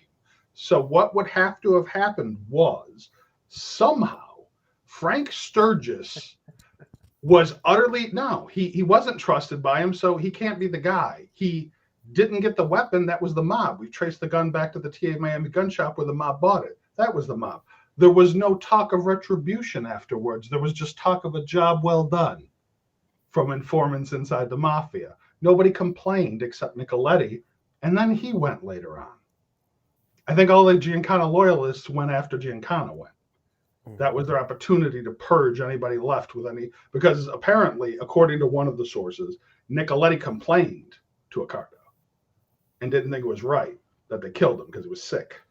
And he said, he wasn't going to take over, which was probably nonsense, but there were people who still did support Giancana, and that's why he had to go.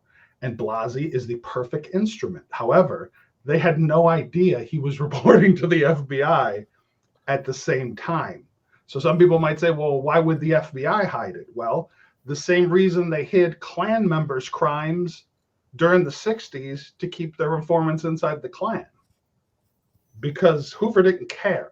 It wasn't about morality. It was about controlling and destroying these groups. And intelligence. Oh, yeah. No, but I mean, in order to do that. Right. Like, you could never, because they were secret societies, you could never get an easy way to infiltrate them. You had to use, usually, people inside. I mean, yeah, there are ways to, if you wait years and years and years, but they needed to get at them quickly. So, you either drum up some charges on somebody or watch them long enough and they'll commit a crime and squeeze somebody on the inside. Same like the mafia. Once they got their hooks in you, just like the FBI, they never come out. Yeah. Very true.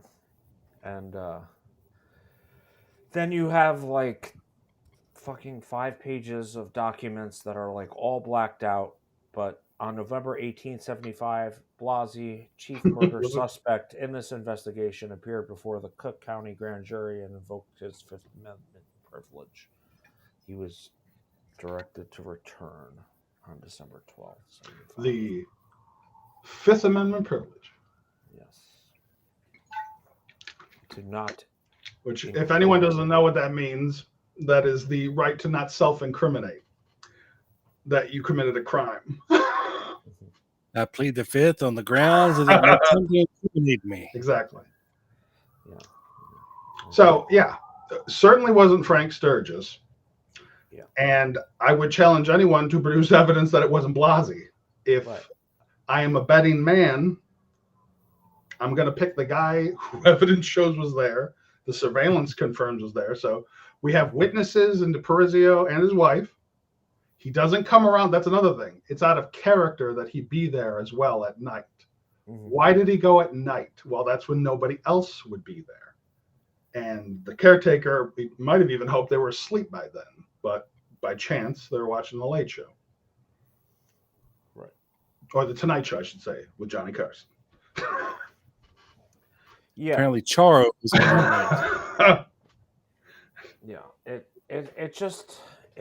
We talked about this off air. It's when you have an audience as big as the podcast we referenced has, and you just throw things out there like that, and you maybe get 1 million views with no evidence, and Well, they do this shit all the time, Joe. well, Let's be It's honest. name right, recognition. That's a why lot it's of called times. stories. Yeah, it's America's a name recognition. stories.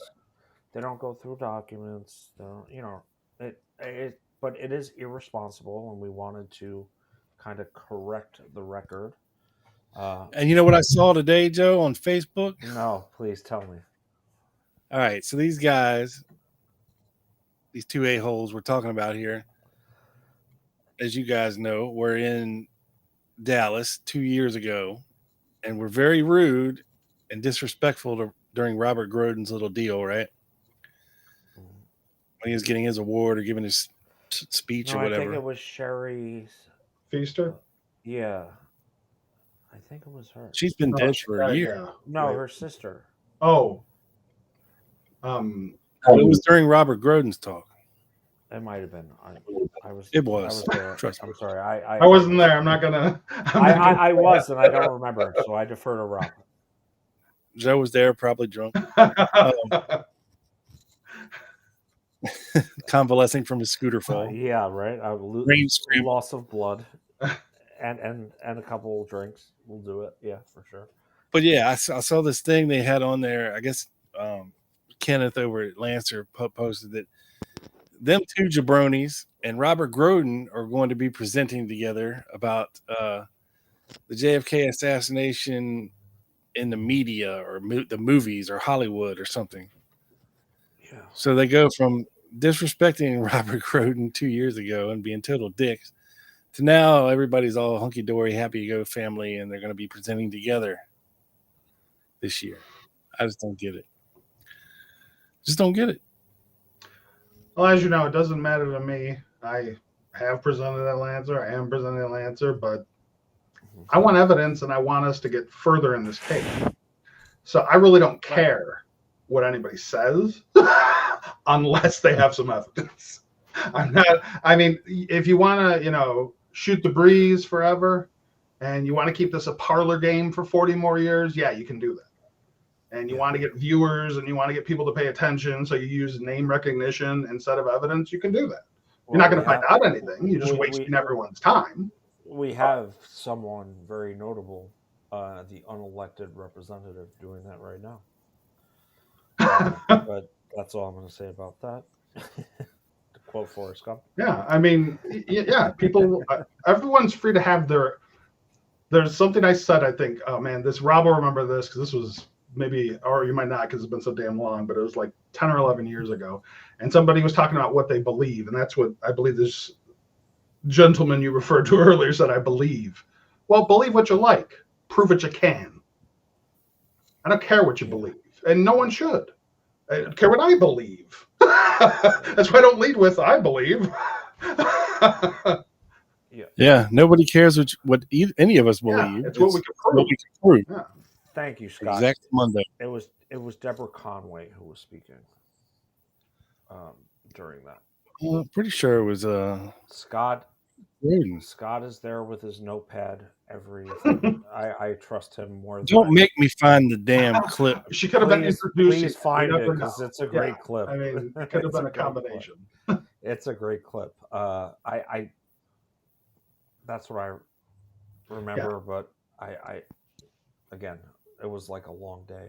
And I think, unfortunately, too, it's also not only a disservice to the public, but it's a disservice to all the people who put the work in and actually go through the evidence and then show people. And you have your story. Well, that's great that you have your story, but that doesn't make your story true. It's just your. There's lots of people, as we've discussed before, JVB, that have a story, but guess what? That doesn't make it true. Lots of people over the years. How many times have we seen things morph as far as myths? Where it starts out coming from one side, and 20 years later, somebody else has repeated it, but now they've added a bunch of other things to it, like Charnin and his witness kill list that went to the hundreds of people. Like, okay, so to hide one murder, you're going to commit dozens of others and think that that's what nobody's going to notice. All those families of people just dying randomly are not going to. That's weird. No, you can make the claim, but you need to prove it. Extraordinary claims require extraordinary evidence. I may have the audio here, Joe. Hold on. Oh, great. This is great.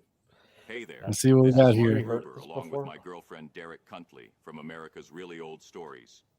You are about to hear the most listened to exclusively JFK assassination podcast, and one of my favorites, the Lone Gunman podcast. Now, here's Rob and Joe. No, that wasn't it. Damn. Sorry. Oh, that's fine. Yeah, But yeah, myths got to be busted. I mean, you have to have some level of responsibility, just to not throw shit out there on a whim because you have a hunch. if you want to do that, go into politics. Yeah, exactly. Because that's where they seem to do that the most. I mean, try going to Larry Hancock, who was very accessible, and throw some shit theory at him without a document. You know what I mentioned this before. Ruby. I have a dog named Ruby, by the way. You know what I mean? He's not going to accept it. You got to have the documents. Yeah, and we should, I mean, we should. I think we do, and I think there are people that do, but respect your audience and your supporters enough to tell them that sometimes you don't know because you can't know everything, and don't just guess. Unless you tell them, he did at least say, I have no evidence for this. True. But I bet you he doesn't say that every time.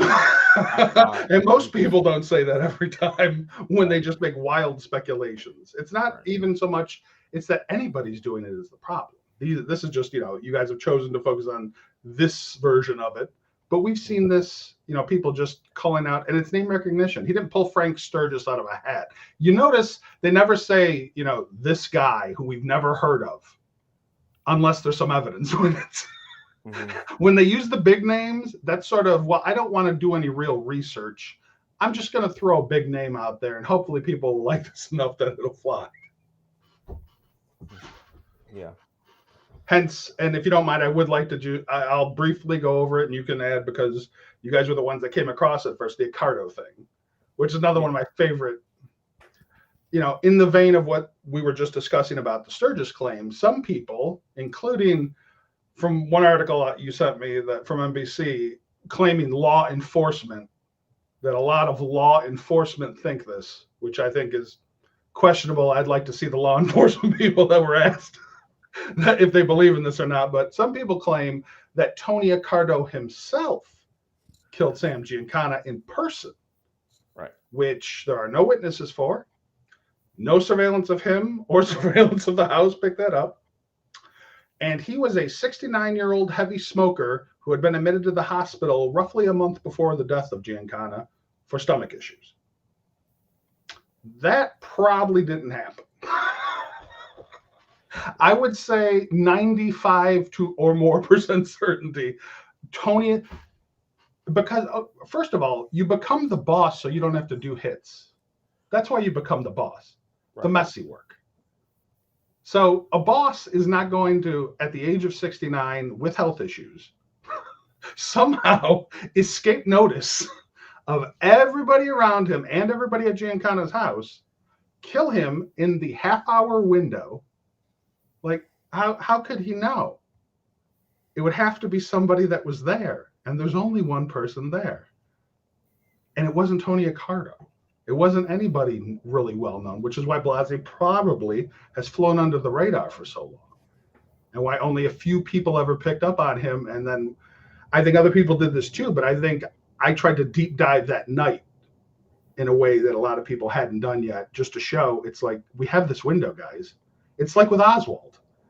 The reason why it was a probable conspiracy and why everyone should feel comfortable being able to say that is because if Oswald acted alone, he's only got 72 hours because he can't know ahead of time. He can only know when the paper tells him. Same thing with Giancana. Half-hour window. find me the murderer beyond the other guy that was there. Right. Go ahead. You could be right. They could be right. I can be wrong. But can they say that now? Can they say they're wrong now? Right. We'll see. Probably not. And I think They should. They should. And I think the mark of a great researcher is saying, I thought this once because of this, but now I think this because of this, and I was incorrect. Well, they're not great researchers, Well, dude. I know, but I'm saying like the best ones do. Yeah. You know what I mean? Yeah. So let's go back to Blasey in 1964, February 24th. To put into context, this is like 10 days after Marina got back from the Warren Commission, right? FBI document to Director JFK from Chicago, Samuel M. Giancana. Chance, this is the best wording, chance interview. Chance interview. Yes, by chance. They A ran coincidence. It was Yes. just a coincidence. They ran into each other at the deli, right? At the Peter Pan restaurant. Lieutenant Giancana at Westside Peter Pan restaurant. Blasey is pleasant mood and topics of discussion general in nature. However, following points of interest determined through interview, Blasey indicated Giancana more convinced than ever that he is the subject of 24-hour surveillance. We talked about that. Again, this is from the same document on the right-hand side. A chance interview was held with Butch Blasey, lieutenant of Samuel Giancana, Chicago top hoodlum. Interview developed. Giancana is convinced he is subject of constant surveillance. Blasey indicated Giancana and his associates are, quote, legitimate businessmen, end quote, and that he, Blasey, not included in the recent Hawaiian trip of Giancana's, since, quote, he does not make that kind of money, end quote. Blasey was friendly and indicated he had no objections to talking again to bureau agents. The hook. Blasey was friendly and indicated he had no objections to talking to the FBI. This is more than 10 years before Giancana was killed.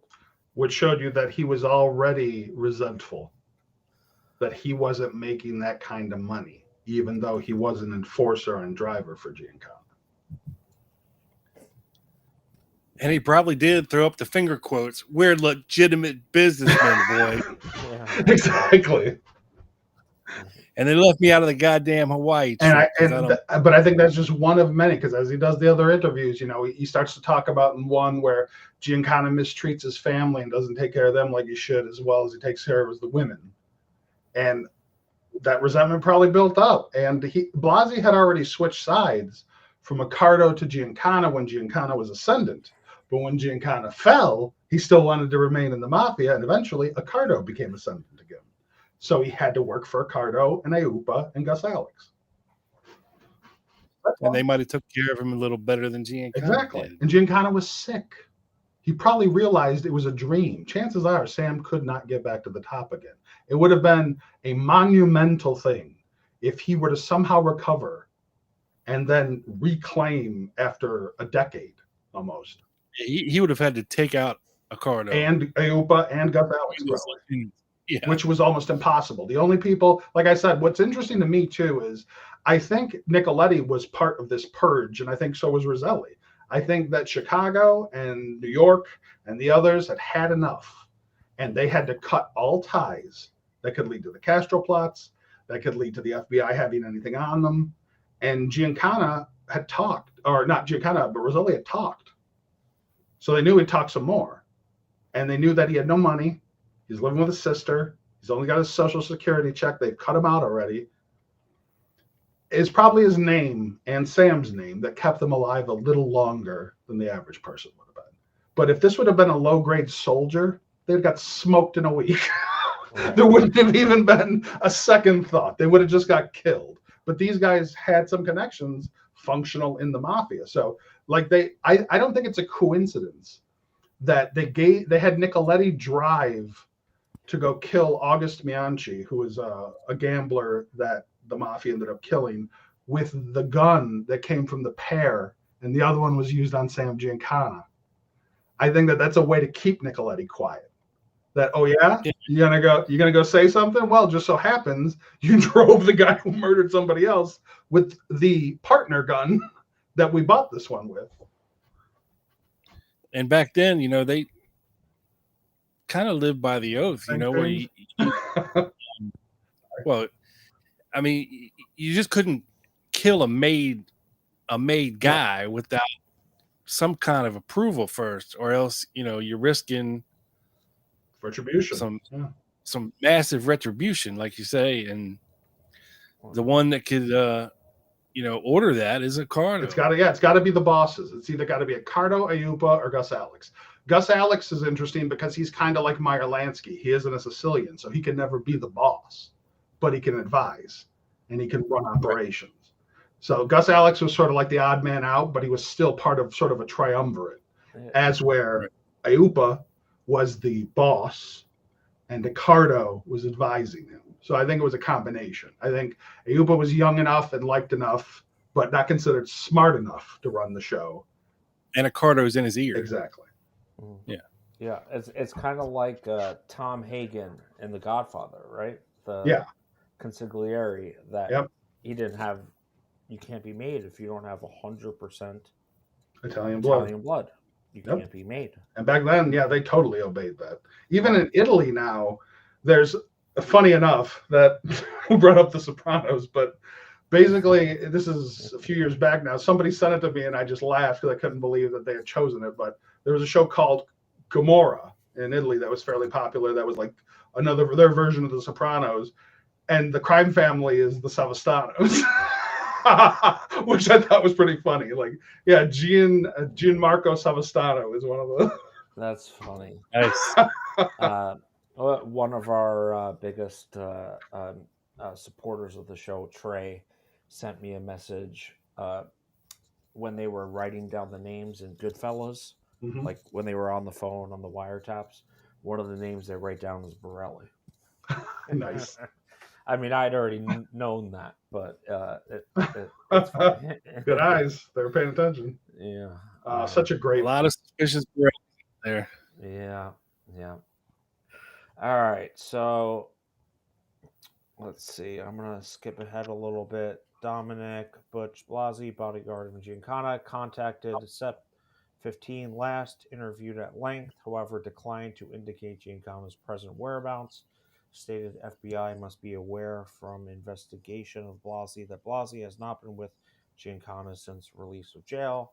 Blasi advised that Anthony Tiski, son-in-law of Giancana, has had increasing heart problems since his appearance before FGJ. Don't know what that means. And has been advised by a physician to leave Chicago area for Arizona. So listen, they have a lot of inside information, I think. Blasi advised he received phone calls from Phyllis McGuire. So now he's not even just reporting on Sam. He's reporting on Sam's contacts. Blasi, I believe that was the missing piece in all of this, was that he was in the pocket of the FBI as well. Right. They probably had him on something, right? I'm sure. That or he just wanted, he thought he was going to be like Johnny Roselli and thought he was going to take advantage of the government, but he wasn't nearly as smart. Very possible. Very possible. Received a phone call from Phyllis McGuire, part of the McGuire sisters, 3 weeks ago from Colorado Springs. He even knows where she's calling from. Although Blasi declined to discuss nature of call, point he made was that Giancana not seeing McGuire at this time, stated Giancana frequently kept McGuire at Blasi's residence when they were intimate, but as you guys know, McGuire has not been at Blasi, as you guys know, in quotations. That's interesting. McGuire has not been at Blasi's since Giancana went to jail, although Blasi advised he will never discuss activities of his associates. Except Giancana. He agreed to arrangements for further contacts at office of the West Side Chicago at desire of agents to discuss me and me alone. Right. Yeah. So, Hey, Dominic, what were you doing down at the FBI? Oh, nothing. Just talking about me and me alone. Yeah, this is one of the ones I think that is certainly adds to the what I think at this point is pretty solid case against Dominic Blasi is that like Rob brought up earlier, no retribution. Everybody was good except Nicoletti. Everybody else thought it was fine. right. CG 9561-CTE advised that nothing had changed since Giancana has been killed. Let's see, this is 11/5. So this is like 4 months after he died ish. Mm-hmm. The word is out that he had it coming, in quotations, and Ricardo, Ayupa. Did I say that wrong? Yep, no, Ayupa's right. Joe Ayupa. Wow. That's rare for me here, Carmen. And the rest of the people are satisfied the job was, quote, well done. Source indicated it was his guess that someone very close to Sam was contacted and ordered to do the job. When orders came from the top, you cannot get off. This guy could have, well, been English or Blasi.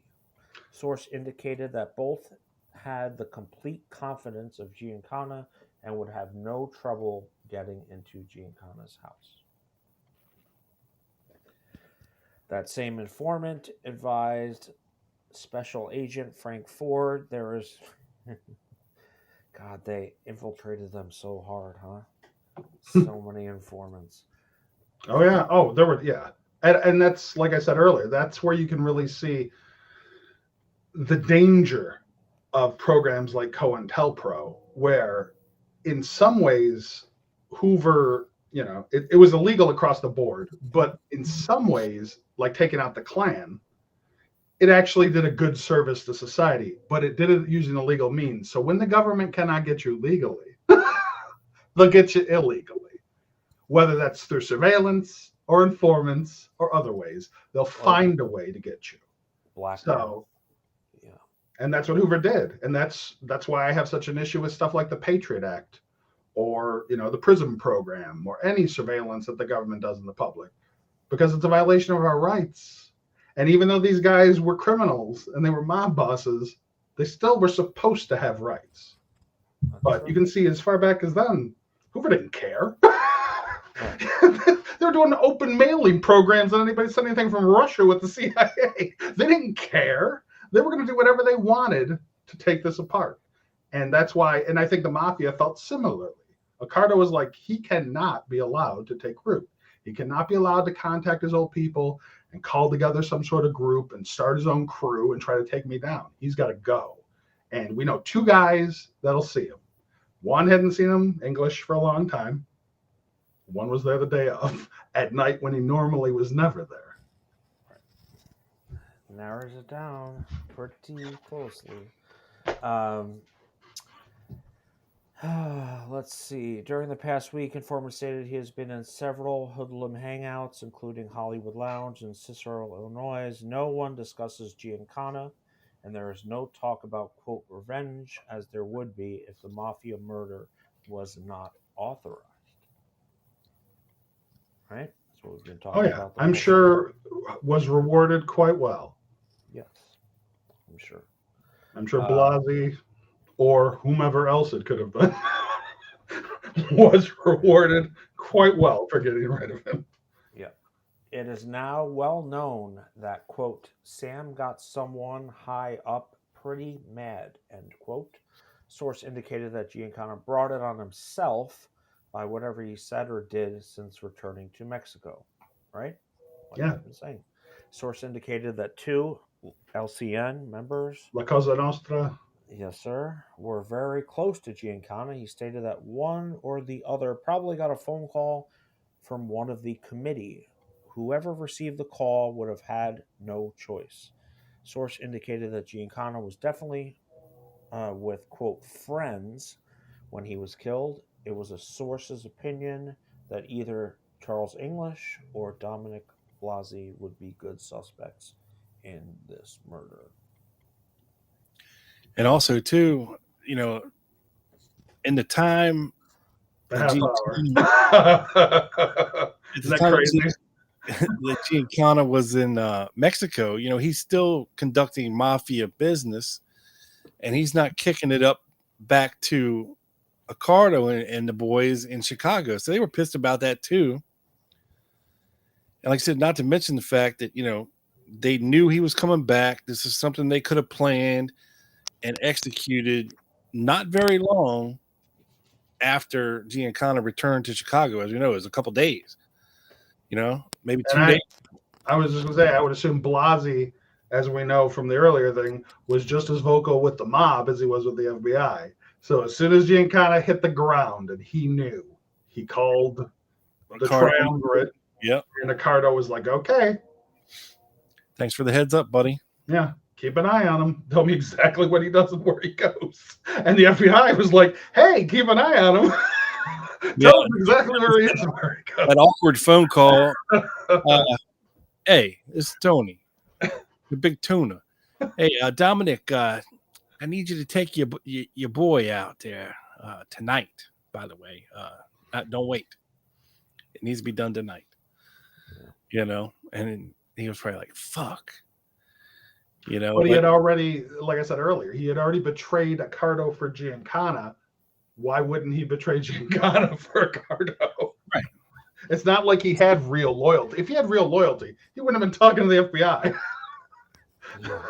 Oh, yeah. Oh, before 10 years before. Yeah. That's the penance he had to pay to get back in with them. He left him for Giancana and went out of the country for that. Would have been a hell of a way to buy your way back in. If you want, I'll bump you up. Yeah. Sam's got to go, but you do this for us. You're back in. We'll take care of you. Blah blah blah. Yeah. And he obviously needed the money from his informant reports. He wanted more money and didn't think he was making enough. Exactly. Yeah. He was probably definitely getting paid. Just a fun comment. Favorite mafia movie? Go. Oh, geez. There's so many good kinds from different genres. I mean, you got your Godfathers, you got your Bronx Tales, you got your Gangs of New York. Gangs of New York, even older school, yeah. Or newer ones that people might like that I thought were pretty good. I enjoyed The Governors or Hoodies vs. Hooligans, if you haven't seen it yet. It's an English movie. Oh, no, I haven't. It's pretty good. It's about, English working class guys who basically got into a gang and became famous because they just basically controlled an area, kind of like the mob. But that's not directly Italian mob, but just there's a lot of Boardwalk Empire. If you like a show, if you want a nice long show that has lots of great portrayals of famous mobsters, I think that might be one of the most accurate portrayals I've ever seen of Arnold Rothstein and Lucky Luciano and Meyer Lansky. And it's them when they're younger. And Capone is in it too, right? Yeah. Capone starts out as Johnny Torrio's driver. It's actually before Capone's sons. It's interesting to watch because it shows you this point we were talking about, that eventually Capone and his generation got taken out by the ones below them, like Sam. But Nookie Thompson and all the others in the show get taken out by the generations below them. They get taken out by the Capones. They get taken out by the Lanskys, the Lucianos. Right. And then eventually the cycle just keeps repeating. A new wave of criminals comes in that are a little bit more ruthless, a little bit more aggressive, and then they take out the last generation and replace them. Yeah, for sure. But yeah, those are, I'd say those are good ones. Bronx Tale is one of my favorites. Bronx, it's take him to the bathroom. You remember at the end of the movie, Joe Pesci's character? Hi, I'm Carmine. Yeah. Do you remember me? Oh yeah. Did that guy really get killed over a parking spot? Bro, I know that whole movie. It's crazy. One more of these notes goes to this kid's house. I'm going to Goodfellas. Goodfellas is another one. One more of these notes goes to this kid's house, and you're going in the oven. What was that Johnny Depp one? They did. He was the informant. or he was the FBI agent and went undercover. What the fuck was that? Oh, that was Donnie Brasco. Donnie Brasco. Yeah, that was a good movie too. Yeah, and in the non-Italian, because we don't want to just talk about Yeah, Italians there's all here, sorts of cool. although movies. Carmen and Like I said, The Go On Governor All is a good Night. one. The Departed. You know what? Even the movie, I thought The Departed was good, but in my opinion, a better, and I think it has mafioso and criminals from both sides of the pond, is Snatch, the Guy Ritchie movie. Bricktop, the character, the mob boss in England, is one of the best portrayals, in my opinion, of a hard-nosed mob boss. Like, I remember at one point a character in the movie called Turkish is like, I'll make you coffee. Would you like some sugar? He goes, no thanks, Turkish. I'm sweet enough. And then he just goes into how to kill people with pigs. He goes into a speech where he's like, never trust a man who owns a pig farm. And then lists all the reasons and how fast pigs can get rid of a body. And that's like his opening for people. Yeah, there's lots of great movies. Yeah, But yeah, mafia ones. Yeah, that was a great one. now you can't leave. That was a good line. Yeah, that's one of the best. Oh man! All right, sorry for that tangent. But let's continue. I only have a couple more, I think. Hang on, I gotta finish with this real quick, Joe. Sure. And that was it. All the bills were run up. Everything was maxed out. And then someone lit a match to collect the insurance money. Right. I mean, what in theory, what have he kicked up at that point? Well, theoretically, if he still, I bet you he was just operating for himself. That's what I'm and saying. They probably didn't want that happening, because I have no doubt that they might have had, at least Traficante might have had a piece of some of those Mexican rackets. Because some of those bosses did not necessarily that they had the claim to the territory. It was, of course, going to be the claim to the local mafia. But I know for sure that Traficante ran in at least Tampa, in the area that he operated out of, all different kinds of bolero and bingo games of all different people's backgrounds. So it didn't matter if you were black or you were Cuban or you were white, you were playing one of his games.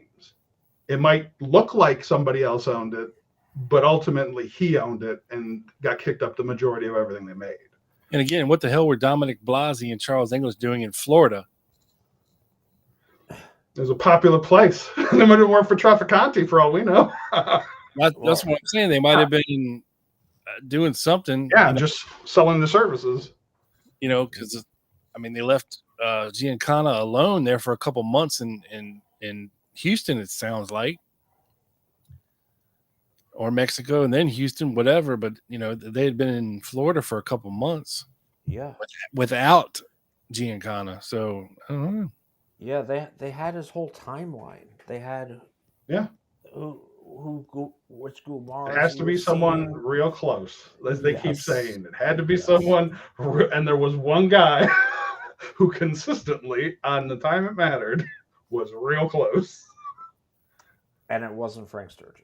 And no, it wasn't Frank Sturgis or Tony Accardo or Joey Upa or Gus Alex or any other well-known mob boss, at least not according to the evidence. Right. Let's see. In 1979, we have. Let me see if this. I'm trying to get through this. They got real creative with the names. Rosekill. Yeah, that's what I was going to ask you. Is that what that is named from? Somebody must have named that case, or they're part of the case, Rosekill. Bergmers would have, murders. So right. So this gang murders, once again, is a lazy somebody assigning a lazy case name or case file. And this is like 2.5+ years after Roselli was killed. Yeah. I don't know what gang murders means. Gang murders. Oh, okay. Sorry, I missed that. Thank you. Mm-hmm. Blah, blah, blah. The majority of gang murders victims were hits conducted independently of each other, Although 22 caliber weapons appear to be the weapon of choice in numerous gangland murders, there is no evidence to indicate that one or two hitters travel across the country for the LCN specializing in 22 caliber weapon murders. Giancana found murdered in his basement with the weapon from the Taimini gun shop, Miami, Florida, along with weapon used in the Maniaci killing. Yeah. Giancana was having an affair with Tony Spilatro's wife. Okay. That is the Tony guy. Pro. No, it's not No, Tony. that's the guy from Casino. Yeah. Pesci. Right? Yeah. That's another good movie. Oh, yeah. We forgot that. Power struggle going on between Giancana and Tony Accardo for leadership of Chicago LCN. I mean, again, I feel like we've been repeating this, but we just have to hammer down how ridiculous the claim that Sturgis killed not only Giancana, but Roselli too. And Roselli, yeah, like we got into Giancana really in depth and some of Roselli, but Roselli, it's just look at the way in which once again it happened. Frank Sturgis was not, according to his statements to the police, his statement that in that piece of video you played earlier, and every other time I've seen him discuss Johnny Roselli, he said he never met him. So he never came into contact with him. So let's say Sturgis is lying. Okay. Well, how does Sturgis know where Roselli lives? How does Sturgis convince Roselli to meet him in his sister's car and then vanishes? They found the car later at the airport, which is where Roselli joked with his sister prior that if I ever go missing, check the local airports, because that's what they would do, because you could leave a body parked in a trunk for a long time at an airport until anybody ever found anything. But in his case, he was just gone. The thing, in my opinion, that's in the evidence that shows that it was not Johnny Roselli who was driving that car when it was parked at the airport is his brother-in-law noticed that Roselli had an obsessive compulsive thing of always taking the garage door opener and locking it in the glove box whenever he got out of the car because he didn't want to have access. He was afraid. He was afraid sooner or later, because he had talked, somebody was going to come looking. So he didn't want anyone to have access. But when they found the car, it was on top of the dash. That person didn't know that that was his obsessive compulsion, that he would always put it away. And that, to me, gives away that wasn't him driving. That's why his brother-in-law didn't think it was him driving. So he went to meet someone, like we said before, chances that were a friend of some sort, and he never came back. Right. And they found him in a drum. We have Frank. Hang on, Joe. Go back to that last slide you had. Sure. I really wanted to hear you say that last line on there. Oh, man. What is this? A trap? No, the one before this one. Yeah, this one. I'm not going to say it. I'm not going to say it. You could read it. We're not trying to get to know. Bunch of savages. I didn't even. What's so funny is I read so many files. I didn't even know. I just read so many files with horrible stuff. I didn't even. That's got to be the worst. Nickname. Yeah, no kidding. What did he do to get he was it's not that we dark Italian. Extremely dark Italian. He must have got with you know what? It isn't necessarily a mafia movie. I was just gonna say it isn't necessarily a mafia movie, but another one that just made me think of True Romance. Another one of the greatest mafia scenes ever, with Christopher Walken pretending to be a Sicilian mobster. What was it? He was like, my name's Vincent Concordia. I work for Mr. Blue Boyle. Your son, fuckhead that he is, left his license behind. James Gandolfini. Gandolfini's first big movie, where he's an enforcer. Was in that movie too. Totally, I guarantee that's what built the road to Tony Soprano. Like, just Yeah, he's amazing in that movie. So maybe we should start a movie podcast, right? I already did. I know. I hope that you tell the angels in heaven I was the biggest personification of evil you've ever come across. Just a great movie. Yeah, great presentation of a gangster. Yeah. So on July 28th, Roselli's sister had said that Roselli had a fixed late breakfast at approximately 1 p.m. Late breakfast. Yeah, he slept Lunch. Brunch. So that's past lunch. I know. Even late for lunch. Yeah, late lunch. Yeah, that's probably his last meal. He gave no indication of having an appointment. She assumed he was leaving to shop for an hour or so, which was his custom. Yeah, he was named Handsome Johnny, right? Yep. And this is Frank Fiorini's statement on October 14th, 76, which would be... was Roselli in Miami? Yeah, he had moved in with his sister at that point because he was broke. Okay, so he was. I knew it was Florida. I just didn't know it was Miami as well. Yeah, and Fiorini lived in Miami. Well, okay, and he had actually, one of the files I've seen before was he did contact, Roselli did, Trafficante in a social manner. What they discussed, who knows? But he was seen at least once or twice with Santos Trafficante at dinner and at a coffee shop, I believe. Well, I mean, that's not unusual considering they were involved in the CIA and mafia plots together. Exactly. And that makes a lot more sense to me than any sort of, conspiracy about it. It was just, they had worked together, and he might have been desperate for money. Well, one of the things, he was called for that committee too, wasn't he? Yeah, but he was in Trafficante did the Fifth Amendment special. Right. Yeah, but they could have been, talking about. Yeah. I got the letter. Did you get the letter? Yeah, I got the letter too. Fuck. What are we gonna do? Trying to keep our story straight, or maybe that was even a test. Maybe Trafficante realized that maybe Roselli talked too much. Right.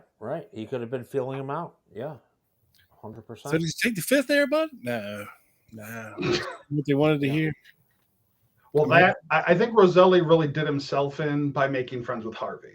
When he made friends with William Harvey and kept an ongoing friendship once the CIA and the...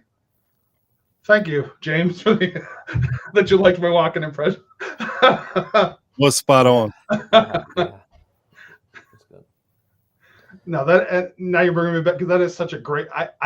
I love it so much that I just remember some, with any movie you guys love, you remember parts of it. But yeah, it's a great movie that too. Speech, but you'll get the reference to what Rob was talking about earlier if you watch True Romance, because Dennis Hopper, what was it? I think, Dennis Hopper's the father, the guy that he's trying to find, and Walken explains to him that he can always tell if he's lying. He was like, my father was the heavyweight champion of Sicilian liars. 19 ways a man can lie, 21 a woman. But he knew all the pantomimes. So I know we're going to play a game of show and tell, and you're going to show me, even if you don't want to tell me. Yeah. What's up with Christopher Walken and the death of Natalie Holloway? Is that the lady's name? That's a whole nother rabbit hole. That's not the lady's name, Joe. But something. It was Natalie Wood. Natalie Wood. Yes. He was. I was going to say Holloway. I'm sorry. Didn't you kill John Benet Ramsey? Yeah, wasn't it the lady who disappeared on the Caribbean? Yeah, it might have been. I met her on a boat. That was the Natalie Wood story. Is another one of those mysterious, and now Wagner's gone, so you can take him at his word or not. But there's interesting parts that it's kind of almost in a way, when we started at least with the Giancana, more of a mystery because there's three people, and one person dies. But, totally afraid of water, would have never gotten off the boat, had just had an argument with Robert Wagner about sleeping with Christopher Walken. That doesn't mean anybody did anything. That just means there's some questions that were never really answered, and both Walken and Wagner became very evasive later on, which is understandable because, maybe they are innocent and they just don't want to get blamed for something, but... Right. It's kind of a Trafficante move to dummy up. Just, oh yeah, I guess she jumped in the boat and went out there. Sorry. And yeah, their careers were so big at the time too that Right. Robert Wagner is alive in 95 effing Wagner's years old. alive still? Yeah, 95. No way. You got me if 95. Oh wow. Yeah, no, I thought I'm a side note, has absolutely nothing to do with this, but I used to be a fan when he was alive, but he passed away because I had a chance to meet him a couple times with Gilbert Godfrey. And Gilbert Godfrey did a podcast where he would interview people from like 30 years ago, none of the current movie stars. And Wagner was one of the people he interviewed. So if he's still, but now, you know what, he's so old. Good luck. You're him and Walken are not going to discuss this. I remember I was a kid, right? This had to be in the 80s. And I think we were going to Fairfax, Virginia to a mall, right? Because we didn't have a mall yet in our shit town. And so we had to drive an hour away to the fucking mall. But y'all have heard of Middleburg, Virginia, right? Mm-hmm. It's where I think JFK had a house there, or Robert Kennedy, one of them. They had a horse farm there, Jackie, all that shit. Atoka. But Middleburg is literally like a one-light town. It's got a main street, and that's about it. But there's super rich people live, and famous people live all around this little town. And it's about, I'd say about a half hour, 45 minutes outside of DC, kind of right when you start hitting the mountains. And I remember we were going, and they were filming an episode of Heart to Heart. Right? I remember that show. Yeah. And we saw Robert Wagner and the chick, they were on like the front porch of this building that was right on Main Street, and they had all the cameras set up. They were filming, I guess, part of the episode there. It was just weird. And then later on, when I grew up, and I used to deliver beer in that area, and more by Italian credentials. Yeah, Pellegrino. I met Ben Stein, that dude, Win Ben Stein. Oh wow! Money. So yeah, there's a bunch of Sylvester Stallone and Robert De Niro twice. Wow! I saw him at this little deli that I delivered to, and he was there with his much younger wife, who was a smoke show, by the way, and had a rock the size of fucking. I mean, it was huge. De Niro money. Yeah, and then I was at Middleburg Tennis Club, and so I had to deliver this beer up the stairs to the kitchen. So I'm going up there, and I see this dude standing there, like over top of there was like a big like plexiglass window where it looked down on the tennis courts, like indoor tennis courts. Stephanie Powers, yes, thank you. And I was like, man, is great.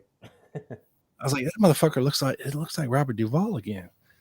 Right, so I just kind of went and did my shit and put the stuff in the kitchen. I come back out and I said, Mr. Duvall. And he turns around and I said, I just a huge fan of your work, and he was nice as can be, man. Oh yeah. Short as well, from everything I've heard was a class act. Yeah. See, you got to meet some A-list celebrities. I met B and C-list celebrities. I met Gilbert Godfrey. I met Kevin Meaney. I used to bounce at different comedy clubs when I was younger. So I'd run into comedians here and there or entertainers that, on their way down. Like you met people who were still at the top. Yeah, I met people as they were coming on their way down. Duvall was short as hell, man. I mean, dude had to be 5'4", 5'5". Like he was short. Surprised the hell out of me. I thought he would be taller, but no, he's pretty short. But yeah. Oh, Pacino too. Pacino looked like a giant the way they shot him in some movies. Yeah, and he's a smaller dude as well. Yeah, didn't De Niro have to wear like shoes with like 3-inch, like?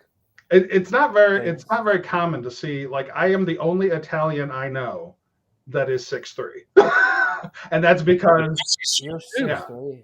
Yeah, I'm the only Italian I know that's the, and it was only by chance of my mother's Irish heritage. So that's why I'm tall. Everybody else in my family was like 5'10" or less. There's not a lot of huge. I mean, there's big, Italian goons, but They're not usually tall as well. Right. You should have been an enforcer, Carmine. You missed your calling. I know. So let me just finish this real quickly. Frank Fiorini Sturgis, blah, blah, blah, where he was. Employed at the Miami Book Manufacturing Company. That's kind of ironic, though, when you think about JFK. Yeah, that's what took the words out of my mouth. The Miami Book Depository. Essentially. Voluntarily advised that he does not know John Roselli by name, association, or photograph. He never met Roselli in Cuba and did not know him as an associate with Santos Traficante and Sam Giancana, except by news reports. He said Pedro Diaz-Lanz, who we touched on earlier, would not know Roselli either. I don't know why he's talking for Pedro Diaz-Lanz. He said he did not know Vicky Morgan or Mary Kay Martin. We got another Martin, Rob. Mary Kay. That was J. Martin. I know. Still, Mary Kay. Or any girlfriend of Sam Giancana. He said he knew the whereabouts of the Foxca. What is that? Foxa. Oh, do you know what that is, Carmine? I don't. I've heard the name before, but I don't know where it originates. It's I've just seen it mentioned. And it's a building in Cuba. Okay. Sorry, I'm not reading. Which makes sense that pre Castro Cuba, because the eventually is part of the Bay of Pigs. So Sturgis is going to have knowledge of all those things, but it's not like they invited Frank Sturgis to hang out with Giancana and Roselli when they were setting up the Castro plots. Right. So while Sturgis lies sometimes and proficiently, it doesn't mean this is untrue, because he wouldn't have had access. The CIA would have never exposed themselves if they didn't trust Giancana and Roselli. You think they were going to trust Sturgis to know that they were having meetings? Why would they tell some line item guy, just another one of their people, their top information? Because imagine if Sturgis had gone to the papers, like some other people did, and revealed the Castro plots earlier, like when they were ongoing. Right. That would have been a huge black eye. They would have never allowed themselves. Mm-hmm. Nice. Sure. Yeah. You know what? That counts. To me, that's higher than C-list than some of the people I met. Though not Gilbert. I put Gilbert at a solid B. He was fun. Gilbert Godfrey was fun to talk. Hey, I met Ron Jeremy. That's hilarious. Yeah. Wow. He was doing I guess a little signing at some shitty sex club over in West Virginia. It was like 20 miles away. I was like, gotta go meet him. I suppose the good thing about not meeting A-listers, like you got to meet A-listers, the one good thing about it was I met Chuck Woolery. Remember him from Love Connection? Yeah. I met him once when I was working at an event, and he came in and he was just a total douche to everybody. Just acted like he was some sort of big time celebrity. And was he the guy that was supposed to be a CIA agent? Oh, I don't know. Could be. He was the host of Love Connection. That's all I know him from. What the fuck am I thinking of? But he came in like it was still the 70s, the 80s. The Love Connection was still on TV, which it wasn't. This is like 20 years later, and he's like doing a celebrity appearance, and he was mean to everybody. And they looked at me, and I just looked at him and went, "Oh, the guy from the Dating Game, da da da da da da da," and I sang the whole Dating Game theme, which just made him livid. And he stormed up, and everybody's like, that's the Dating Game. I'm like, yeah, of course I know it's the Dating Game. Thank you, Scott. Harris. There you go. Yeah, from The Gong Show. Yeah, great movie with Sam Rockwell. What the fuck was it called? The Men Watching Goats or something like that? No, it was. Damn it. I am not killing it. Yeah, because wasn't that the one they thought they could do? Like they could travel through walls, so they'd run into walls and fall down. No, that was the one where they could kill, make a goat die with their mind with Clooney and. Oh yeah, that was the one with Clooney. Okay. Damon. Yeah, sorry, different intelligence. Catch Me If You Can, maybe. No, that was Leonardo DiCaprio. Yeah. Here, there's got to be a Beautiful Mind. No, that was Russell Crowe. Confessions of a Dangerous Mind. That's Confessions of a Dangerous Mind. Oh, there you go. That's it. There you go. Boy, we are digging deep Yeah, this we week. are going on some tangents. You're but gonna hey, make me do Gene the Dancing Machine in a second. we Hey, we have fun. We have fun on the show. That's for sure, and especially when you're on, Carmine. So That's straight out of the Gong Show. I don't have a gong Yeah. sound effects, unfortunately. As close as I can get. yeah, so Sturgis goes on, blah blah blah. Pedro Diaz lands, casino owners, nothing. That we And don't know about. Traficante makes sense too, because we know he ended up in jail too, because he stayed too long. Yeah. Oh, Some yeah. people ran as soon as they realized what was going to happen, like Lansky and the others, and some Right, people stayed. Although Lansky's brother was caught up in it, I believe. Yeah, because he was one of the, I think, He managers. was in Trasconia. I presented on the timeline of gangsters and who they actually, when they actually, like how many days. We tried to narrow it down to how many days that they spent with each other. Lauren Hall, Sandro Trafficante, Mhm. Martino, David Christ. Anyways, I'm going to skip this. This is the Death and Times of a Gangster. This is one of your articles about Roselli and That's fine. Yeah, they can the check out the JFK. links, but I Yeah. advise people if they want to learn more, it got links back to the evidence, and you can go into the National Archives or the Mary Farrell Foundation or a reputable source, and you can see the evidence, some of the stuff Joe shown, and all the other stuff, because it comes from files on Giancana and Roselli that are dozens, Right. sometimes hundreds of pages. So there's tons Yeah. of Coincidence? They put his ass in Dumbfoundling Bay. Exactly. Can you explain this briefly, like what the black dots mean, or where he was? Well, I think the found- X. That's he's where found it? eventually he was Okay. where he was discovered. Dumbfoundling Bay, I suppose, is how What a intelligent was the person who did it. Maybe there was someone up the chain that was smart enough to understand what dumbfoundling meant, which means a stupid young person, a foundling, or someone who's new at something. But that Really? just could be total coincidence, or that just could have been the closest bay to where they could chop him up to. I mean, Right. Yeah. Right. Okay. but it is Wow. once again, it is rather funny that was the place that was chosen. Right. And you have all this documents on your website. I'm not going to read through all this. Yeah, Links in the description, people. Link is in the description. Essentially, yeah. What the issue is that I've already discussed this with Rob and Joe, but it's kind of like with Giancana. It's a limited window. It's a limited window that Frank Sturgis can't have any knowledge of, and it's a limited window pretty much anyone who isn't a close associate of Johnny Roselli would know. Trafficante would know, and anybody Trafficante told would know. Or I don't see this as Chicago. It could be. I think it likely was just, Trafficante had to deal with it because he was in his territory. That's where he had moved to. So if Chicago's like, this guy's going to talk, he knows a bunch about us. He knows about Vegas. He knows about all of our operations out west, and he knows about you. He would have to have given the go-ahead. Exactly. Nobody would have done it without Trafficante's okay. It's just in his territory. Usually after meeting with him a couple times, Trafficante with maybe it was like, man, this motherfucker. And some people would even say, we can go through the list of all the potential people that people might say, like Cuban exiles. Well, they had no reason. They never knew Johnny Roselli. Johnny Roselli is not like Frank Sturgis. He's not directly associated with Cuban exiles. Right. They would know of him, but they wouldn't know the details of his life. This has to be somebody in the mafia who's still close. And he doesn't have many, according to his sister and his brother, he didn't have any mafia. I'm sure he still had a couple. They just didn't know about him. But all of his other contacts were just with his family. He had retired, essentially. He knew that he was no longer, he was an old man. He was an old man that couldn't be an effective hitman anymore.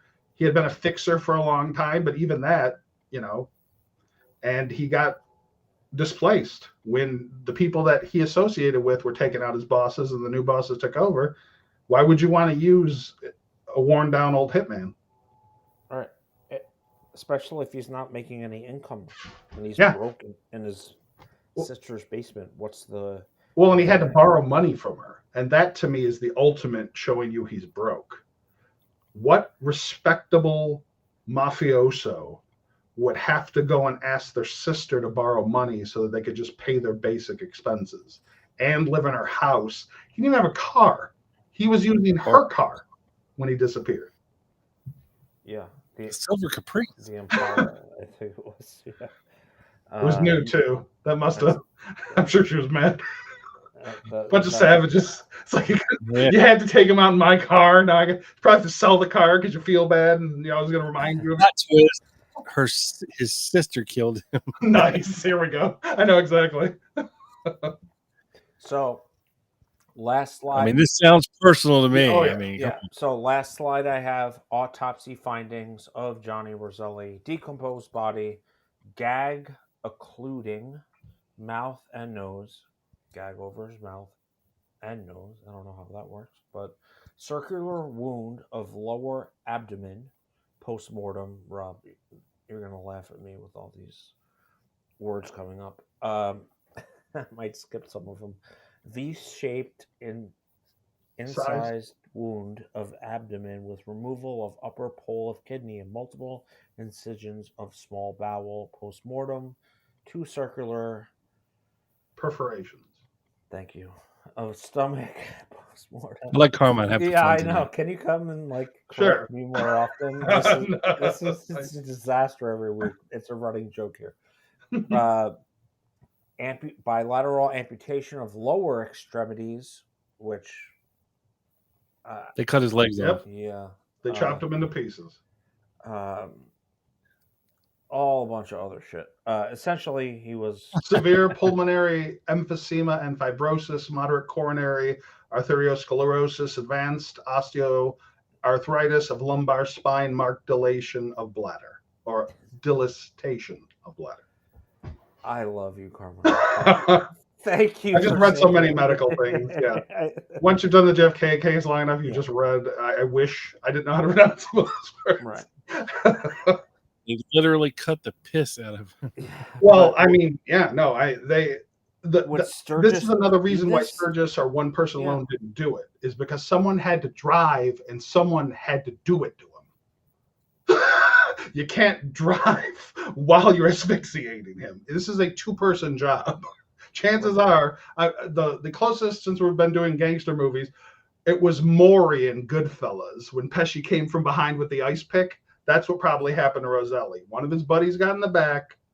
One of his buddies, or maybe even, they're like, hey, I'll drive. Don't worry about it. You relax. One of his buddies was driving. They got him. They gagged him because it said his death was by asphyxiation. So they didn't even choke him to death. They might have choked him somewhat, but he basically choked to death on however they gagged him and bound him. They took him to, I would assume, a mob-affiliated business. It was in a shipping area.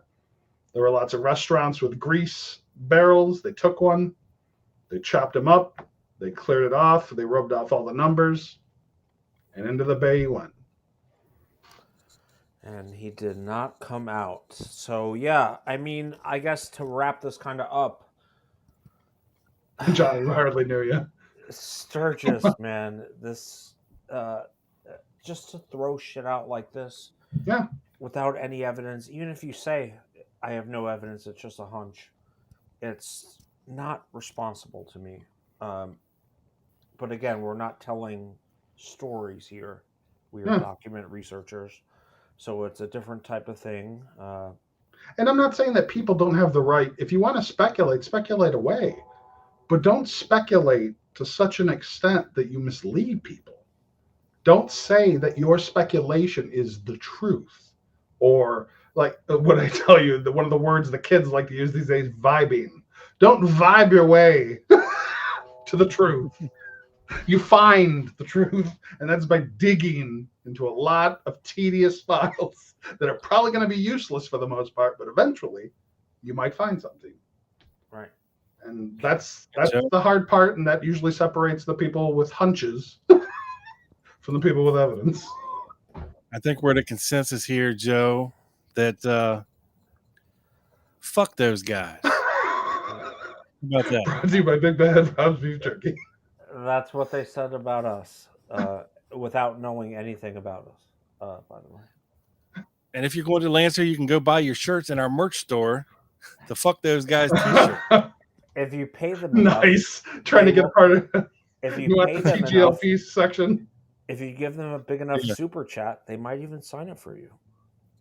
Yeah, Carmine, they mentioned us on their show, and the same guy that said that Sturgis killed Giancana said, "Oh, fuck those guys." So that's hence the t-shirt. Yeah, I think It is a real thing. I think I'm actually wearing it right now. It's on my back though. You can't see back of my shirt. Yeah, I think he thought You send me one, I'll wear it proudly for the next time. Your presentation with it. Nice. Yeah, I think they thought we were lone nutters, or he did. Just Well, and that's just another. They know who you are, Joe. Yeah, that's just another unfortunate part of it. Whether they knew or not, they probably did know you weren't. It's just that you just agreed. Yeah. And you know what? You can't take this stuff personally. No. This is one of the first time we've called them out on their bullshit. Yeah. A lot of people take this stuff personally, but what good is that going to? Okay, so you're going to feud with somebody else. That still doesn't prove anything. And now you're just wasting your energy and time having an argument. Trust me, I have people, and I'm sure you guys do too, who cannot stand you because you will not bend to whatever theory they have, whether it's the official theory or some other unreasonable theory that isn't true. It doesn't matter who's giving you the theory. That's true, man. Well, true shit, Carmine.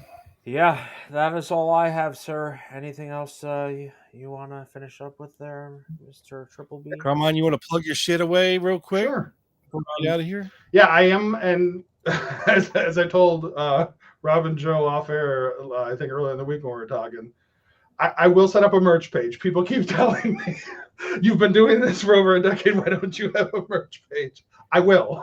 I'll set one up. I'll find a third party. I get into the research and I know, but I want more people to know, and I appreciate you giving me a chance to plug. So it's tpaak.com, tpaak.com, and that's got my blog. That's got some of my greatest hits of articles that you might be interested in. I have sections on not only JFK research and articles and intelligence, but I also have a CIA section where I go into the entire history of the CIA, the various forms it took before becoming the CIA. I have a section called the Consolidated CIA Files, where I have 75 so far. I'm hoping to get to 100 of some of the greatest hit CIA people you heard of, but people you've never heard of probably.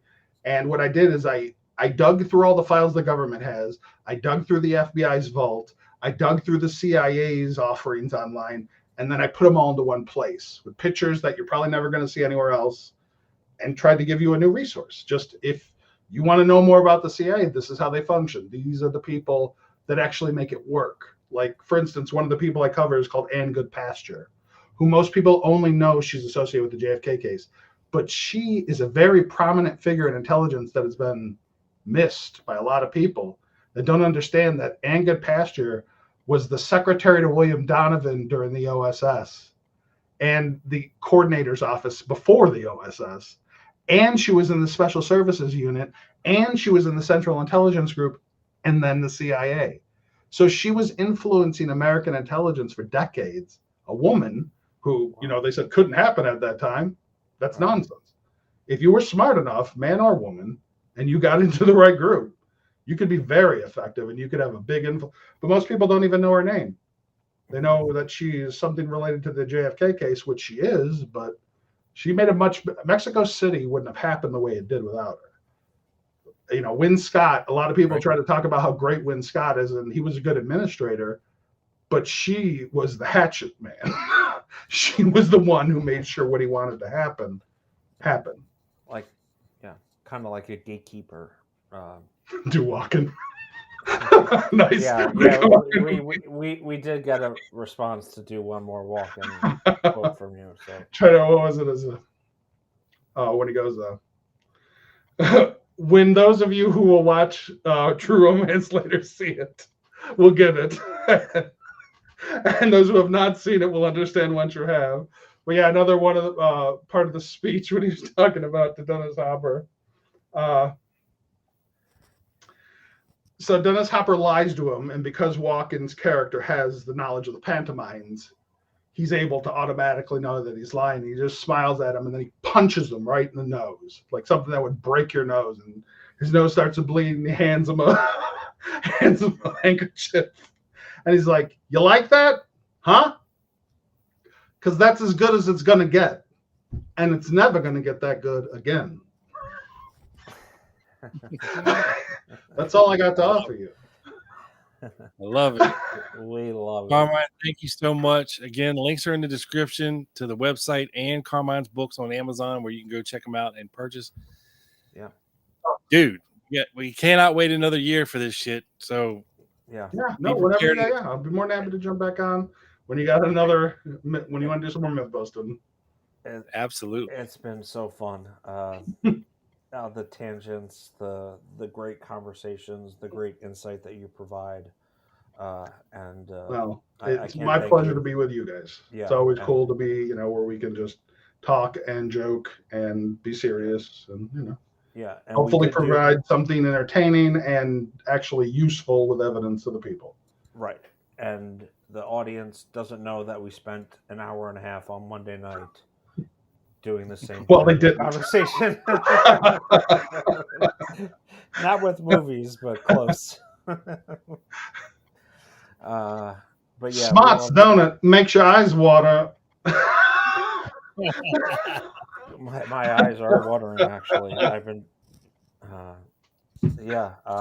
Thank you, Scott. I don't think it's the longest episode. I think me and Rob did 240 a couple months ago, but it's close. It's up there. Hey, I think every second of this episode was phenomenal. So it's all good. And I appreciate the warmth from the audience, guys. Thank you. Yeah. Very nice. You're welcome back anytime, brother. Thank you so much. That's it for us, folks. We'll see you next week. We'll have Ed Ledoux up on this place. We're going to talk about who are they? The Davis sisters. The Davis sisters. I was about to say the McGuire sisters. Yeah, I got sisters in my mind. I'm thinking triple. We're going to go into Someone how also McGuire mentioned Dan Rowan having an affair with the McGuire sister that Giancana liked. How the McGuire Well, to that person, sisters. I'd buy that for $1. If you remember laughing. Yes. Yes. We'll have Ed Ledoux to talk about the Davis sisters and Dial Ryder. Yep. So tune in next Friday. We're going to have Ed on here live, 7 p.m. But, of course, we'll be around before that with the book review and the members-only show next Wednesday. Mm-hmm. So with that, folks, thank you, Carmine. Thank you, Joe. And we'll see you folks